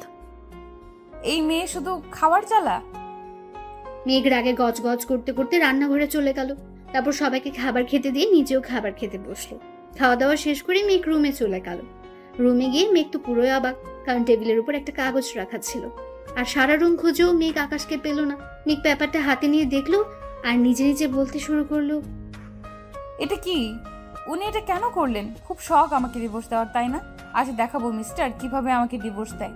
এই বুঝে ওনার ভালোবাসা। 1 বছরের সব অনুভূতি শেষ হয়ে গেল। এই জন্যই তখন বাইরে গেছিল। শয়তান বানর হনুমান কোথায় গেল এখন? এই ডিভোর্স পেপারের 12টা আমি বাজাচ্ছি। এই কথাটা বলে মেঘ রান্নাঘরে গিয়ে দেশলে আনলো। তারপর পেপারে আগুন লাগিয়ে জ্বালিয়ে দিল। পেপারটা পুরো ছাই হয়ে গেছে। মেঘ এক হাত দিয়ে অন্য হাতে তালি বাজিয়ে বলতে লাগে, এবার দেখবো আকাশ চৌধুরী আমাকে ডিভোর্স দেন কিভাবে। কিন্তু বজ্জারটা গেল কই? ড্রয়িং রুমেও দেখলাম না। তানহার সাথে আড্ডা দিতে গেল নাকি, দেখি তো। এ কথা বলে মেঘ তানহার রুমের সামনে চলে গেল। গিয়ে দেখে তানহার রুমের দরজা লক করা, তার মানে তানহা ঘুমিয়ে পড়েছে। এরপর মায়ের রুমে গিয়ে দেখে মাও ঘুমাচ্ছে। বাকি রইল একটা জায়গা, সেটা হলো ছাদ। ছাদে নয়তো উনি। এরপর মেঘ নিজে নিজেই বলল, এত রাতে উনি ছাদে যাবে কেন? ধুর, এত ভেবে কাজ নেই, গিয়ে দেখে আসি। মেঘ ছাদের দিকে পা বাড়ালো। ছাদে গিয়ে দেখে পুরো ছাদটা জুড়ে মোমবাতি জ্বালানো। মোমবাতি জ্বালানো দেখে মেঘ নিজে নিজেই বলল, এ মা, ওনাকে আবার ভূতে ধরলো নাকি? এইভাবে কেউ ছাদের ওপর মোমবাতি জ্বালায় নাকি? কিন্তু উনি গেলেন কোথায়? মেঘ ঘুরে ঘুরে ছাদের চারপাশ দেখছে। চারপাশে মোমবাতির আলোয় ভরে উঠেছে। হঠাৎ মেঘের মনে হলো কেউ ওকে পেছন থেকে জড়িয়ে ধরেছে। এমন ভাবে জড়িয়ে ধরেছে যেন মেঘ পালাতে না পারে। আকাশের এমন কাণ্ড দেখে মেঘ বলে উঠল, এইসবের মানে কি? বুঝলে কিভাবে আমি এসেছি? মন বলেছিল। আর কি বলে শুনি? আমার মাথা বলে এইভাবে সারা ছাদ জুড়ে মোমবাতি কেন? কেন মানে? আজকে তো আমাদের বিবাহ বার্ষিকী, তাই? ঘোড়ার ডিম, কিসের বিবাহ বার্ষিকী? দিন শেষ হয়ে রাত পার হয়ে যাচ্ছে আর ওনার মাথায় এখন বুদ্ধি এসেছে আজ নাকি বিবাহ বার্ষিকী। বললেই হলো, এখনো 5 মিনিট বাকি আছে। তাতে কি হয়েছে? Happy anniversary my dear wife. থুর, ছাড়েন তো। মেঘ জোরে ধাক্কা দিয়ে আকাশকে সরিয়ে দিল। তখন আকাশ মেঘকে বলে উঠল, এটা কি হলো? আজ আমাদের অ্যানিভার্সারি আর তুমি কি না এইভাবে রিয়্যাক্ট করছো?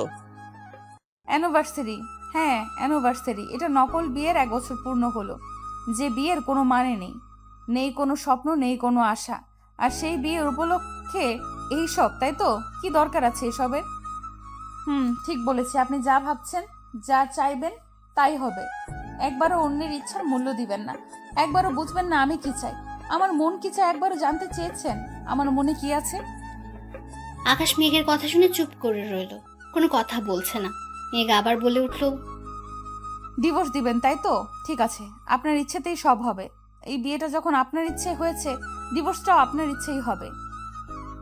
আকাশ মেঘের সামনে গিয়ে তার 2 কাঁধে হাত রাখলো আর বলল, মেঘ, আমার কথা শুনো। কি আর শুনবো? সব কথাই তো শুনি আপনার। আজও শুনবো ভাবছেন কিভাবে? আপনি ডিভোর্স পেপার রেডি করে আনলেন, একবারের জন্য আমাকে জানানোর প্রয়োজন মনে করেননি? আমি কি এতটাই খারাপ? আমার কথা বলার মতো, প্রকাশ করার মতো কি কোনো ইচ্ছে নেই, কোনো দাম নেই আমার? মেঘ এই কথাগুলো বলতে বলতে কান্না করে দিয়েছে। আকাশ কি করবে না করবে বুঝতে পারছে না। মেঘ যে ভীষণ রেগে আছে এটা আকাশ ঠিকই বুঝতে পারছে, কিন্তু অভিমানও জমেছে অনেক তার। সত্যি তো আকাশ কিভাবে ভুলটা করলো? মেঘকে না জেনে ডিভোর্স ব্যাপারটা আনা উচিত হয়নি। একটা বারের জন্য মেঘকে জানাতে পারতো। আকাশ কি করবে না করবে বুঝতে না পেরে হুট করে মেঘকে জড়িয়ে ধরে কপালে ভালোবাসার পরশ এঁকে দিল আর বলল, আই এম সরি মেঘ, খুব বড় একটা ভুল করে ফেলেছি। আর কখনো এমন হবে না লক্ষ্মীটি, প্লিজ কেঁদো না। আকাশের কথা শুনে মেঘের কান্না আরো দ্বিগুণ বেড়ে গেল। মেঘ খুব কান্না করছে, আকাশের শার্টের পেছনে খামছে ধরে। অনেকটা সময় পর মেঘের মাথায় দুষ্টু বুদ্ধি এলো আর আকাশকে বলতে লাগলো, এই বিয়ের কোনো মানে নেই, তাই বলছি কি আমাদের ডিভোর্সটা হয়ে যাক। আপনি তো ডিভোর্স পেপার রেডি করে আনলেন, তাই আর দেরি করা ঠিক হবে না। 12টা অলরেডি বেজে গেছে আর 1 বছরের চুক্তির সময়ও শেষ। মেঘের কথায় আকাশের মাথায় আকাশ ভেঙে পড়লো। এসব কি বলছে মেঘ? আকাশ মেঘকে বুক থেকে সরিয়ে নেয়, এরপর মেঘের হাতে হাত রেখে বলে, তুমি এসব কি বলছো? হ্যাঁ ঠিকই বলছি, আমি কালকে সকালেই চলে যাব, শুধু আজকের রাতটাই এখানে। মেঘ, স্টপ দিস ননসেন্স। আকাশের ধমকে মেঘ অনেকটা ভয় পেয়ে কেঁপে উঠলো। এক হাত দিয়ে শাড়ির আঁচল আঙ্গুলের সাথে পেঁচাচ্ছে, অন্য হাতে শাড়িটা ধরে আছে। ভয়ে ভয়ে কোনো কথাই বলছে না। আকাশ আবার বলে উঠলো, ভালোবাসি দূরে থাকার জন্য নয় মেঘ। এটা ঠিক যে তোমাকে একরকম জোর করে বিয়ে করেছি। আমি তখন অসহায় ছিলাম, তোমাকে বাঁচানোর কোনো উপায় ছিল না আমার কাছে। তবুও তোমার মতামত নেওয়ার দরকার ছিল। আর এখন যেহেতু মতামতের কথা উঠলো, তো ঠিক আছে, তুমি যেতে চাইলে যেতে পারো, আমি তোমাকে বাধা দিব না। তোমার ইচ্ছার মূল্য আমি দিব। তুমি চাইলে ডিভোর্স পেপারে সাইন করে দিব, সব করতে রাজি আমি। কিন্তু প্লিজ তোমাকে ভুলে যেতে বলো না, এই কাজটা আমি করতে পারবো না মেঘ, কোনোদিনও না। আকাশ কথাগুলো বলে ছাদ থেকে চলে যাওয়ার জন্য পা বাড়ালো। যে আকাশ চলে যাবে ঠিক তখনই মেঘ আকাশের হাতটা ধরে ওকে আটকালো। আকাশ মেঘের দিকে ঘুরে থাকে, অবাক হয়ে গেল। এ কি, মেঘ তো কান্না করছে। মেঘের কান্না দেখে আকাশ বলল, কি হলো? এখনো কান্না করছো কেন? বলছি তো তোমার ইচ্ছার মূল্য আমি দিব। আমি ডিভোর্স পেপারে সাইন করে নিয়ে আসছি, তুমি সাইন। পুরোটা বলার আগে মেঘ বলল, আর একবার ডিভোর্সের কথা উঠলে মাথা ফাটিয়ে দেব। এখন তো তোমার ইচ্ছে। আমি কি একবারও বলেছিলাম আমি ডিভোর্স চাই? আমি কি একবারও বলেছিলাম আমি আপনার কাছ থেকে দূরে থাকতে চাই? আমি কি একবারও বলেছিলাম আমি আপনাকে ঘৃণা করি? সবসময় নিজের যা ভালো মনে হলো তাই করলেন, আবার এখন বলছেন ডিভোর্স দিবেন। ডিভোর্স কি এত সহজ নাকি যে আপনি চাইবেন আর আমি দিয়ে দেব?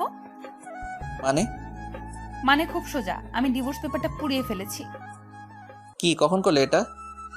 কেন খুশি হননি? ওটা পুড়িয়ে দিলে কেন? পোড়ালাম কেন আবার? আমার ইচ্ছে হয়েছে তাই পুড়িয়ে ফেলেছি। তোমার ইচ্ছে হলে ওটা পুড়াবে কেন আমাকে জানাবে না? বেশ করেছি, আমি আবার আনবো? আমি আবারও পুড়িয়ে ফেলবো। তবু আমি আবার আনবো? আমি তবুও ওটা পুড়াবো। কেন পুড়াবে? ভালোবাসি তাই। মেঘ। মেঘ নিজে থেকে আকাশকে জড়িয়ে ধরল। আকাশও নিজের 2 হাত দিয়ে মেঘকে নিজের বাহু জোরে জড়িয়ে নেয়। এরপর মেঘ বলতে শুরু করে, জানো তামিম, যখন আমাকে ছেড়ে গিয়েছিল খুব কষ্ট পেয়েছিলাম। জানতাম না তামিম এতটা খারাপ মনের মানুষ। যেদিন তানহা বলল তামিম প্রতারক, বিশ্বাস হয়নি তানহার কথাগুলো। কিন্তু যেদিন জানতে পারলাম তামিমের বাবা আপনাকে মেরে ফেলার জন্য বারবার চেষ্টা করেও মারতে পারছে না, তখন নিজের অজান্তেই মনের ভেতর ঝড় বইতে শুরু করে। মাকে হারিয়েছি, এখন যদি আপনাকে হারাই তাহলে আমি কিভাবে বাঁচবো বলতে পারেন? মাকে জিজ্ঞেস করে অনেক কষ্টে ম্যানেজার আঙ্কেলের বাসার ঠিকানাটা জোগাড় করি। তারপর জানতে পারলাম ম্যানেজার আঙ্কেলের ছেলে হলো তামিম। তামিম তার বাবার সাথে তাল মিলিয়ে আপনাকে মেরে ফেলতে চায়। তখন ইচ্ছে করেছিল নিজের হাতে তামিমকে মেরে ফেলি। যে তামিম আপনাকে মেরে ফেলতে চায় তার সাথেই হাত মিলিয়ে আপনি আমাকে চুক্তির বউ করে আনলেন। জানেন, তামিমকে ভুলতে শুরু করেছিলাম, কিন্তু আপনার দেওয়া চুক্তিটা দেখে আবারও মনের ভেতর কষ্টের পাহাড় গড়ে ওঠে। অফিসে একটা মেয়ে জব করে, চুপি চুপি তাকে দেখে ভালোবেসে ফেললেন, আবার মিথ্যে চুক্তি দিয়ে বিয়েও করলেন। একটিবারও বলতে পারলেন না তাকে আপনি ভালোবাসেন? বলতে পারলেন না, মেঘ আমি আপনাকে ভালোবাসি? কেন বলেননি সত্যিটা আমাকে? আমি কি পারতাম সত্যিটা জেনেও আপনার কাছ থেকে নিজেকে দূরে সরিয়ে রাখতে পারতাম, এই বন্ধন ভেঙে দিতে? মেঘ সরি, আর জীবনেও এমন কথা মুখে আনবো না, কোনোদিনও তোমাকে দূরে যেতে দিব না। এই চুক্তিটা যদি সত্যি হতো, যদি এমন হতো আপনার কাছ থেকে আলাদা হতে হতো, তাহলে আমি মরেই। পুরোটা বলার আগে আকাশ মেঘের ঠোঁটে হাত দিয়ে আটকায় আর বলতে থাকে, এসব বলবে না, চুক্তিটা সত্যি হোক বা মিথ্যে, এই চুক্তির মাধ্যমে আমি তোমাকে বউ করে পেয়েছি। মেঘ, প্রতিটা মুহূর্তে মনে হতো 1 বছর তুমি আমাকে ভালোবাসবে নাকি ছেড়ে চলে যাবে। যদি আমাকে নিয়ে তোমার মনে ভালোবাসার জন্ম না হতো তাহলে জানি না আমি কি করতাম। এবার মেঘ আকাশকে জড়িয়ে ধরল। এরপর মেঘ পা থেকে জুতা খুলে আকাশের পায়ের উপর পা তুলে দিয়ে একদম কাছে চলে গেল। মেঘের নিঃশ্বাসের প্রতিটা ছোঁয়া আকাশের মুখে গিয়ে লাগছে। আকাশ যেন একটা ঘোরের মাঝে হারিয়ে যাচ্ছে, সে এক অনুভূতি কাজ করছে। এরপর আকাশ মেঘের কোমরে 2 হাত দিয়ে টেনে মেঘকে আরো কাছে নিয়ে আসলো। সবসময় ভালোবাসি কথাটা বলার প্রয়োজন হয় না, ভালোবাসার মানুষের প্রতিটা ছোঁয়া ভালোবাসি বলে দেয়। অন্যদিকে মেঘ 2 চোখ দিয়ে আকাশকে দেখছে গভীর এক দৃষ্টি নিয়ে। মেঘ আকাশের চোখে নিজের জন্য ভালোবাসা খুঁজে পেয়েছে তার আসল ঠিকানা। এই ঠিকানা ছেড়ে মেঘের চলে যাওয়ার শক্তি নেই। মেঘ চায় না আজ এই মায়া কাটাতে, মেঘ চায় আজ আকাশের মাঝে নিজেকে বিলীন করে দিতে। আকাশ একটু একটু করে মেঘকে তার মাঝে মিশিয়ে নিচ্ছে। মেঘ বুঝতে পারে আকাশ তার ঠোঁটের স্পর্শ নিতে একদম কাছে চলে এসেছে। মেঘের ঠোঁট দুটি কাঁপতে শুরু করলো। আকাশ মেঘের ঠোঁটে কিস করতেই মেঘ চোখ দুটি বন্ধ করে নেয়। এক হাত দিয়ে মেঘ আকাশের চুলগুলো শক্ত করে ধরে আছে, অন্য হাতে আকাশের পিঠে খামচে ধরে রাখল। আকাশ মেঘের ঠোঁটে নিজেকে ডুবিয়ে নিচ্ছে। প্রায় মিনিট 2 পর আকাশ মেঘকে ছেড়ে দেয়। মেঘ জোরে জোরে নিঃশ্বাস নিচ্ছে। আকাশ মেঘের 2 গালে হাত দিয়ে মুখ উঁচু করে কপালে ভালোবাসার পরশিকে দিয়ে কোলে তুলে নিল। আকাশের এমন কাণ্ড দেখে মেঘ বলে উঠল, আরে আরে করছেনটা কি? কেন দেখতে পাচ্ছ না আমি আমার বউকে কোলে তুলে নিলাম? ছি, এইভাবে কোলে নিতে লজ্জা করে না আপনার? আমার বউকে আমি কোলে নিছি, লজ্জা করবে কেন? যদি কেউ দেখে ফেলে? কেউ দেখবে না পাগলি, আর দেখলে দেখুক, আমি কোনো কিছুই ভয় করি না। আমি কি অন্যের বউকে কোলে নিছি নাকি নিজের বউকে নিছি? এবার মেঘ 2 হাত দিয়ে আকাশের গলা জড়িয়ে ধরে লজ্জায় বুকে মুখ লুকালো। আকাশ মেঘকে কোলে করে রুমে চলে আসলো। মেঘ লজ্জায় চোখ মেলে তাকাতে পারছে না। এরপর কি হয়েছে আমি আর জানি না। অবিবাহিত মানুষ, জানবই বা কি করে? বিয়ে করে না হয় পরে অন্য কোনো দিন বলবো, হয়তো বাকিটা ইতিহাস হয়ে গেছে যেটা আমার আজও অজানা। আর আপনারাও আজও অন্যের এগুলো শুনতে বা দেখতে নেই, বুঝলেন? সকালবেলা মেঘের ঘুম ভাঙতে দেখে আকাশ ওর দিকে তাকিয়ে আছে, আর মেঘ আকাশের কলার চেপে ধরে আছে। আকাশের এমন তাকিয়ে থাকা দেখে মেঘ আকাশকে রেখে বিছানা থেকে নামতে যাবে, ঠিক তখনই আকাশ মেঘের হাত ধরে আটকে নেয়।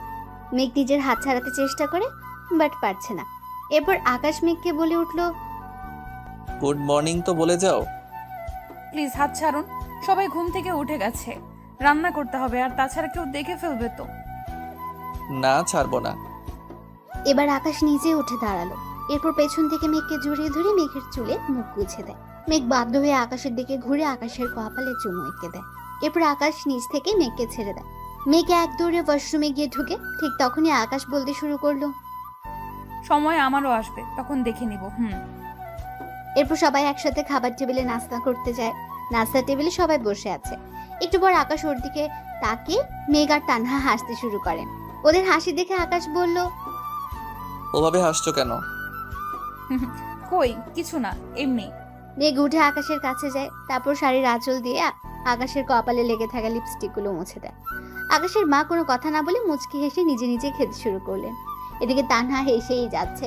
তানহার হাসি দেখে মেঘ বলল, তানহা এবার কিন্তু বেশি বেশি হয়ে যাচ্ছে। তোর বেলায় দেখবো কি করিস তুই। ধুর বাবা, দেখবি কিভাবে? তোকে তো আমার বিয়েতে ইনভাইট করব না, শুধু দুইজনকে করব, আর সেটা হলো সারান আন্টি, তাই না গো আন্টি? তানহার এই কথাগুলো শুনে আকাশ আর আকাশের মা হেসে উঠল। মেঘ এবার একটু রেগে গিয়ে বলে উঠল, আমাকে দাওয়াত দিবি না?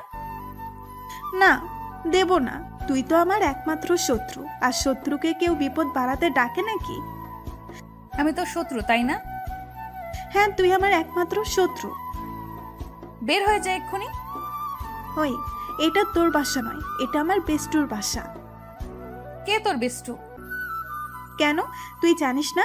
আমার বেস্টুর নাম কাশফিয়া হাসান মেঘ, ওরূপে মিসেস আকাশ মাহমুদ। তবে রে, আজ তোকে আমি। মেঘ তানহার পেছনে ছুটছে। দুজন সারা ঘর ছোটাছুটি করলো।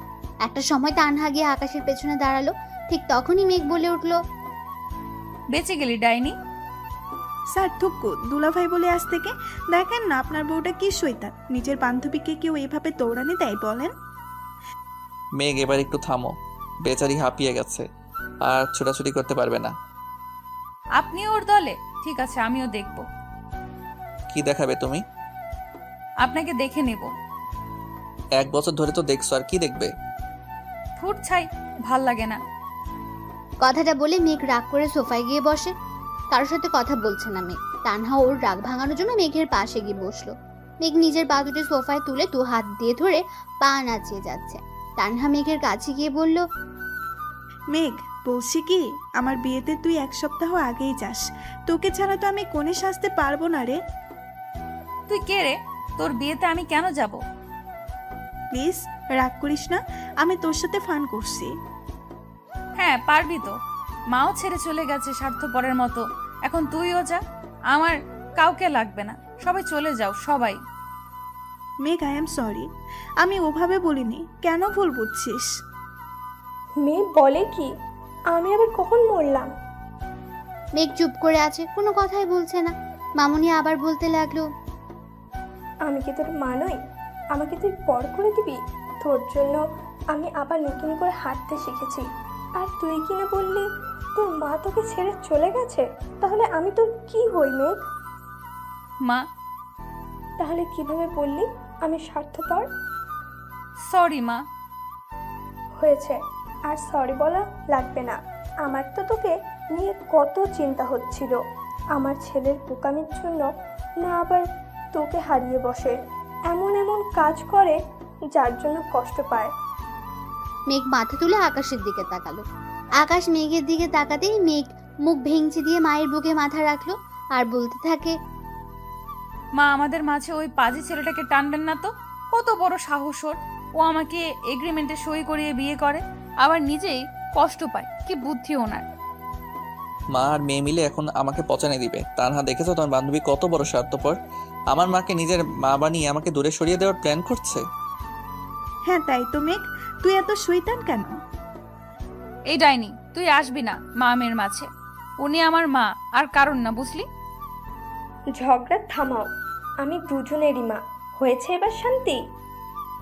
আকাশের মা মেঘ আর আকাশকে 2 হাতে জড়িয়ে ধরেন। অন্যদিকে তানহা তাদের খুশি দেখে কান্না আটকাতে পারল না।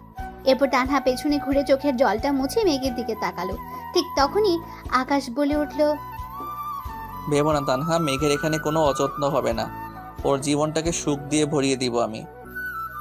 আমার সেই বিশ্বাস আছে স্যার, সেই কারণে তো মেঘের সব তথ্য আমি আপনাকে দিয়ে সাহায্য করতে পেরেছি।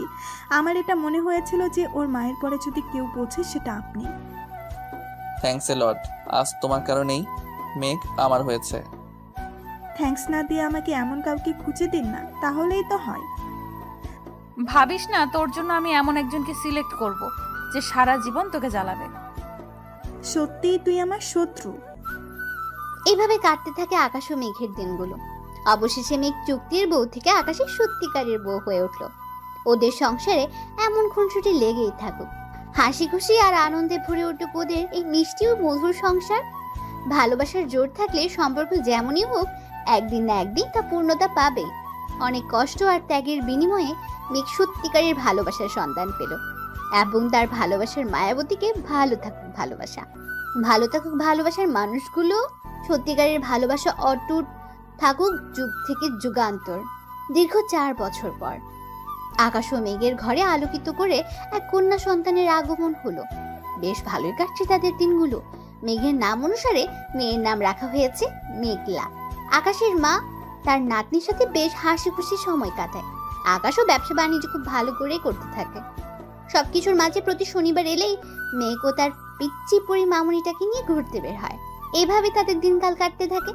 আপনারা সবাই তাদের জন্য দোয়া করবেন, তাদের ভালোবাসা যেন সারা জীবন অটুট থাকে।